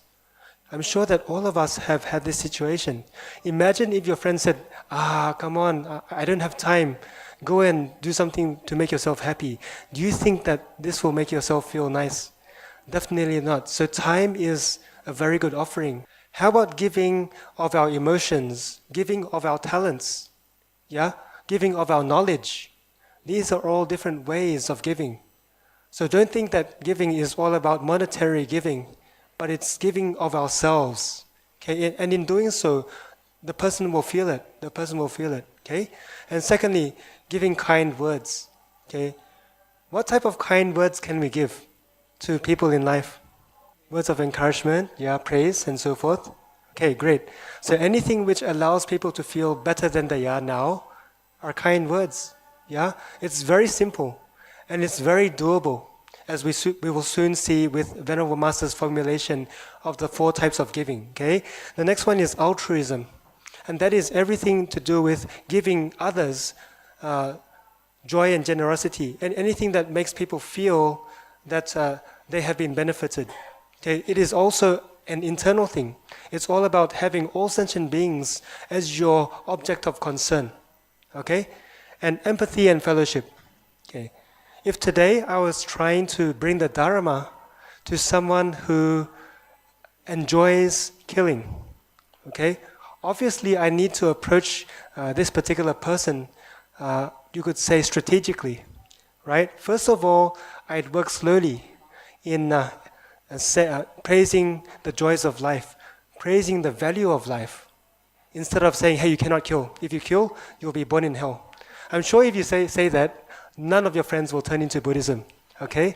But if you encourage them and use a positive way of explaining the value of life, then of course soon this person will realize that what he or she is taking away is so important. And slowly this person will be affected, okay? So there are many ways of finding empathy and fellowship. Yeah, for those who engage in corporate affairs, of course, the type of topics we talk about must be related to the field for them to feel that, hey, I can trust this person because he's speaking on the same page. Anything to make people feel that they are part of you, you are part of they. Anything that takes down the barriers between people are fellowship. Okay? So don't think that by being Blia members and doing things which seem a little bit different from the traditional teachings of Buddhism is bad. Because sometimes we need to go out of our way to make us feel more human to the outside world. Okay? More real to the outside world. So there are many different things we can do to make people feel at home. Okay, so let's read the next line by Venerable Master. Has anyone read the universal chapter of Avalokitesvara Bodhisattva of the Lotus Sutra, Pumenping? Yeah, who here has recited Pumenping? Yeah, I mean, I'm sure most of us have, right? Because we've participated in the group cultivation services, Gongxiu. So most of us have recited it, right? So what happens during this particular sutra? What does Avalokitesvara Bodhisattva do? He transforms himself into the different forms which are required to liberate sentient beings. He turns into the Brahman, he turns into the king, he turns into the great, you could say, prime minister, and so forth. He turns into the boy, the girl, right? So we need to be able to fit in, simply speaking, to be able to make people feel that they have no difference to us. Okay, so these are many different ways of finding ways to bring people to a better place. Okay? And this is much better than negative sanctions, which many traditional Buddhists probably cannot find their way out of. Okay, so it's like you do this, you have that. Okay, we have a particular sutra which talks about the negative sanctions of drinking alcohol. They say that if you drink alcohol, you will have no hands for 500 lifetimes. I mean, who will become Buddhist if you use this, right? And we have the different rules of engagement with nuns, right? The 8 heavy rules which forbid women to be better off than males. But if this was the case, then Foguan-san will not happen. Because we see that there are so many Buddhist nuns in Foguan-san that do such a great job. Manka Fasu will not happen, right? Manmu Fasu will not happen. Miamu Fasu. And if this is the case, then how would Singapore Foguan-san come into place? It will never come into fruition. So because of these negative sanctions, Buddhism has been impeded by dogmatism.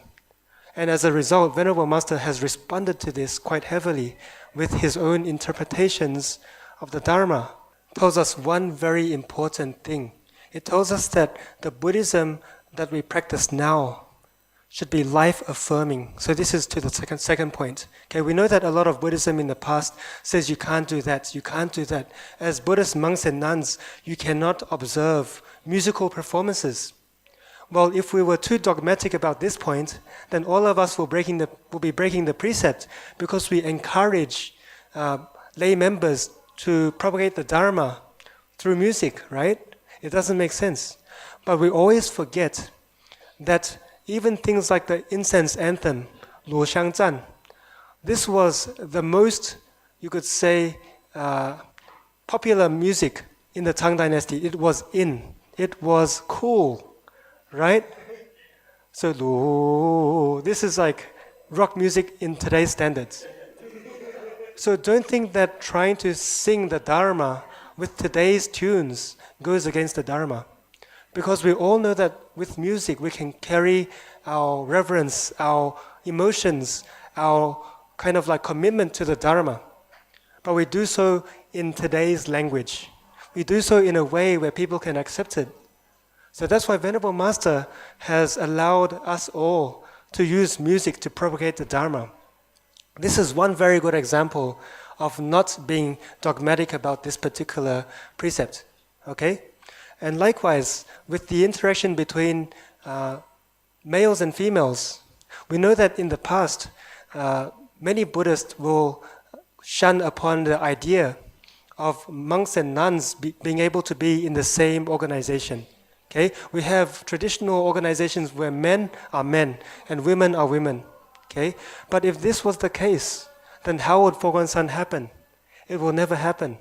Okay, so Venerable Master has reformulated the idea of the difference between monks and nuns in today's world. Okay, we know that in today's world, the interaction between males and females have become more lax. It is not as stringent as it used to be. So anything that falls under healthy social relationships between male and female and healthy interactions is okay.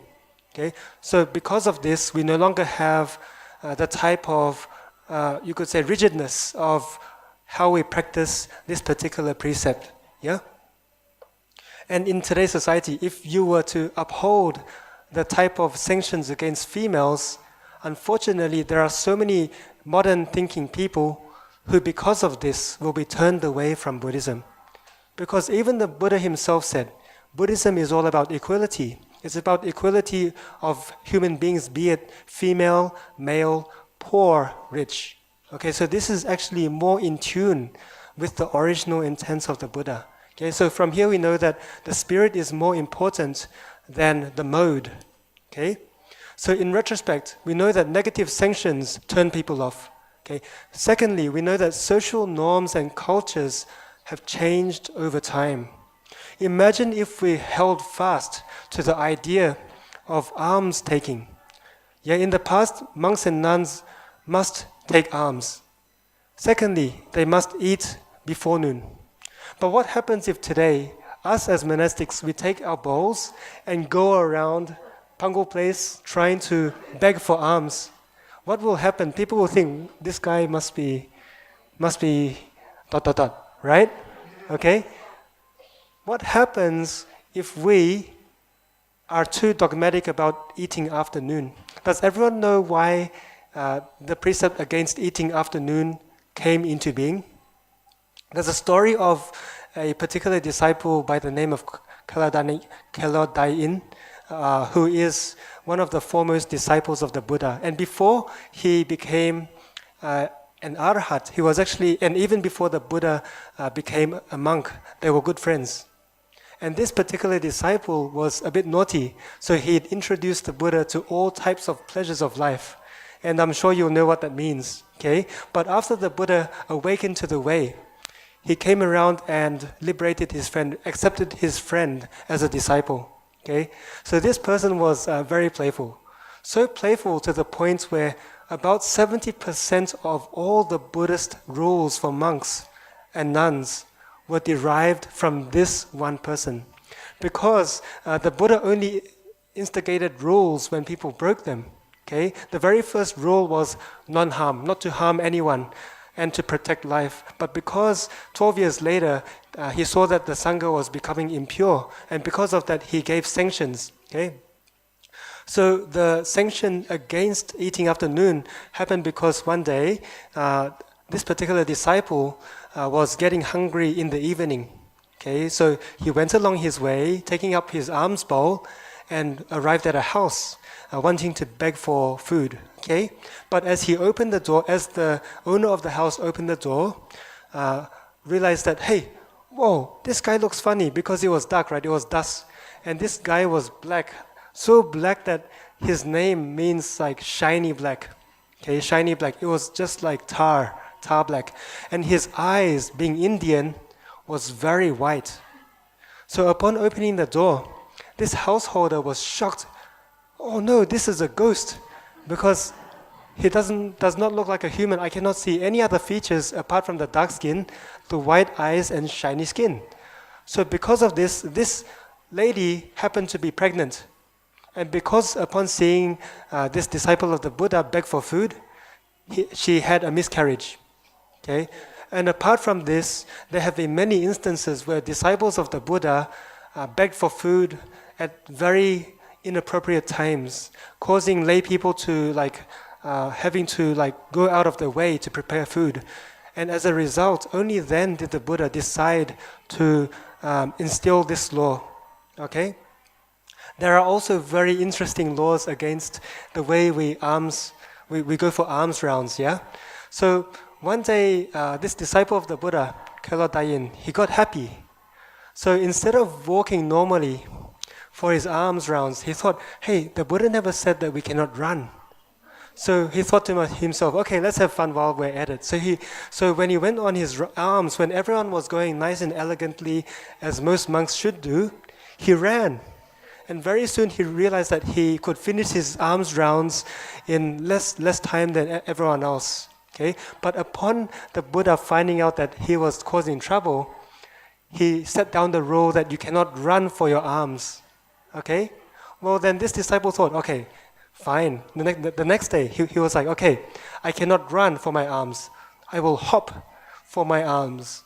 So then this monk, he started hopping around to collect, right? And upon hearing this, the Buddha, of course, in reaction to this, set the precept against hopping for alms. Yeah, and this disciple thought, okay, fine, the Buddha said I cannot run, I cannot hop, but he didn't say I cannot crawl. So there he goes on his way, crawling for his alms. So as you can see, a lot of the precepts are set because of infringements in what we consider ethical or righteous or wholesome behavior. Okay, but it is only to allow us to pave the way to a better life. Okay, but if we are too attached to the mode and not the spirit, and not see the spirit behind it, unfortunately we will not be able to live the full spirit behind it.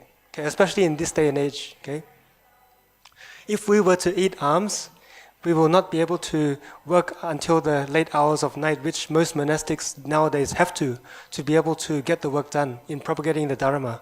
Okay, so many times things are set for a particular social and cultural environment, and when things change, precepts need to be changed as well.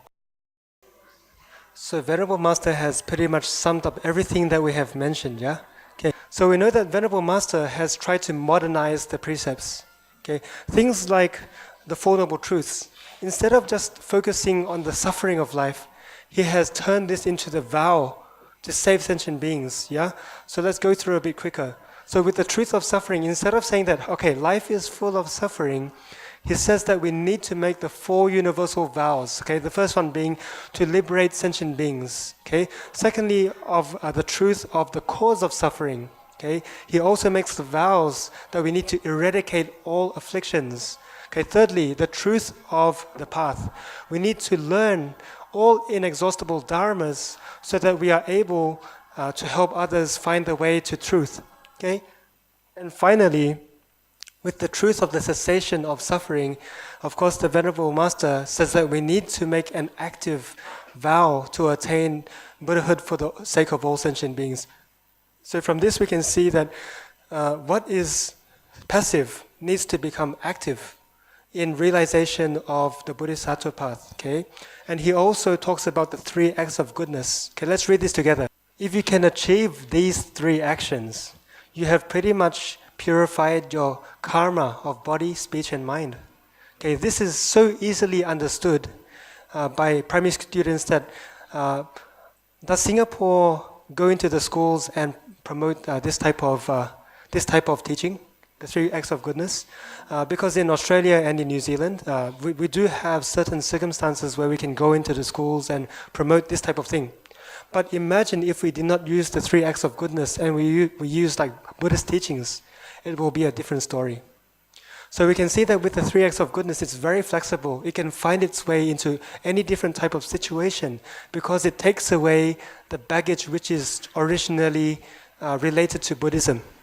So Venerable Master has been able to move many different types of people because of the 3 acts of goodness.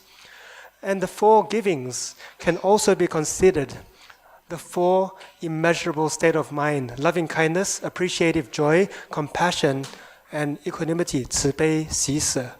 Okay, the verse which we recite before the meals. Yeah. First of all, give other people's faith. How do we do so? Easy. We speak words which motivate people, which give people inspiration. Yeah. How do we give people joy? Yeah. We should rejoice in anything that they have done well. So we praise people for what they have done. Yeah. How do we give people hope? Yeah. When people are in a dire straits, we give them words which can give them the type of hope to be able to overcome their issues and give them the Dharma which is required. How do we give people convenience? This requires a mind which is able to let go of the sense of I, to renounce our own self-ego and self-conceit, to be able to give people everything that we have, okay? To give people conditions for them to achieve the greater good, to give people conditions, yeah? So there are many ways where the Dharma that Venerable Master is preaching is 100% tied with original teachings, but has repackaged them in a way which are understandable and able to be applied by the modern person. Yeah? So we know that the modern formulations are something which the Master has done, has formulated for the sake of the modern world. Okay? And as we all know, as Fogong people, time and time again, we are reminded of the ideals of the Fogwangyan. Okay, so what is the ideal of the Fogwangyan? Okay, so why do we need to recite this? Why do we need to recite this? This is none other than giving. It is none other than the complete practice of giving without the idea of gift, giver, or receiver. The glory goes to the Buddha. Why? Because if today we had not had the fortune of coming into contact with the Buddha's teachings, we would not know how to live better. Okay? Today, if all our Dharma brothers and sisters did not help us along the way, it would be very difficult for us to accomplish the way. Okay? The benefit needs to go to society. Everything we do, we transfer our blessings and merits for the betterment of society. Otherwise, why else will we live, right? There is no other higher purpose than to be able to benefit society, right? And of course, lastly, we need to transfer our merits to the devotees. Why? Because devotees support the monastery. And because devotees support the monastery, we are able to bring more Dharma to people. So it's reciprocal. So from here we see that everything we do is not because of I. It is because of different causes and conditions. And as such, we can lessen the attachment to I.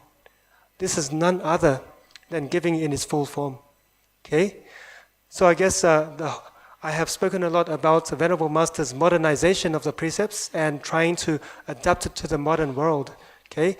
Are there one or two questions before we finish today? Does anyone have any input to Venerable Master's modernization of his teachings, of the Buddha's teachings? Yeah? Yes? No? Okay. If not, I guess time is up, time is short. Okay?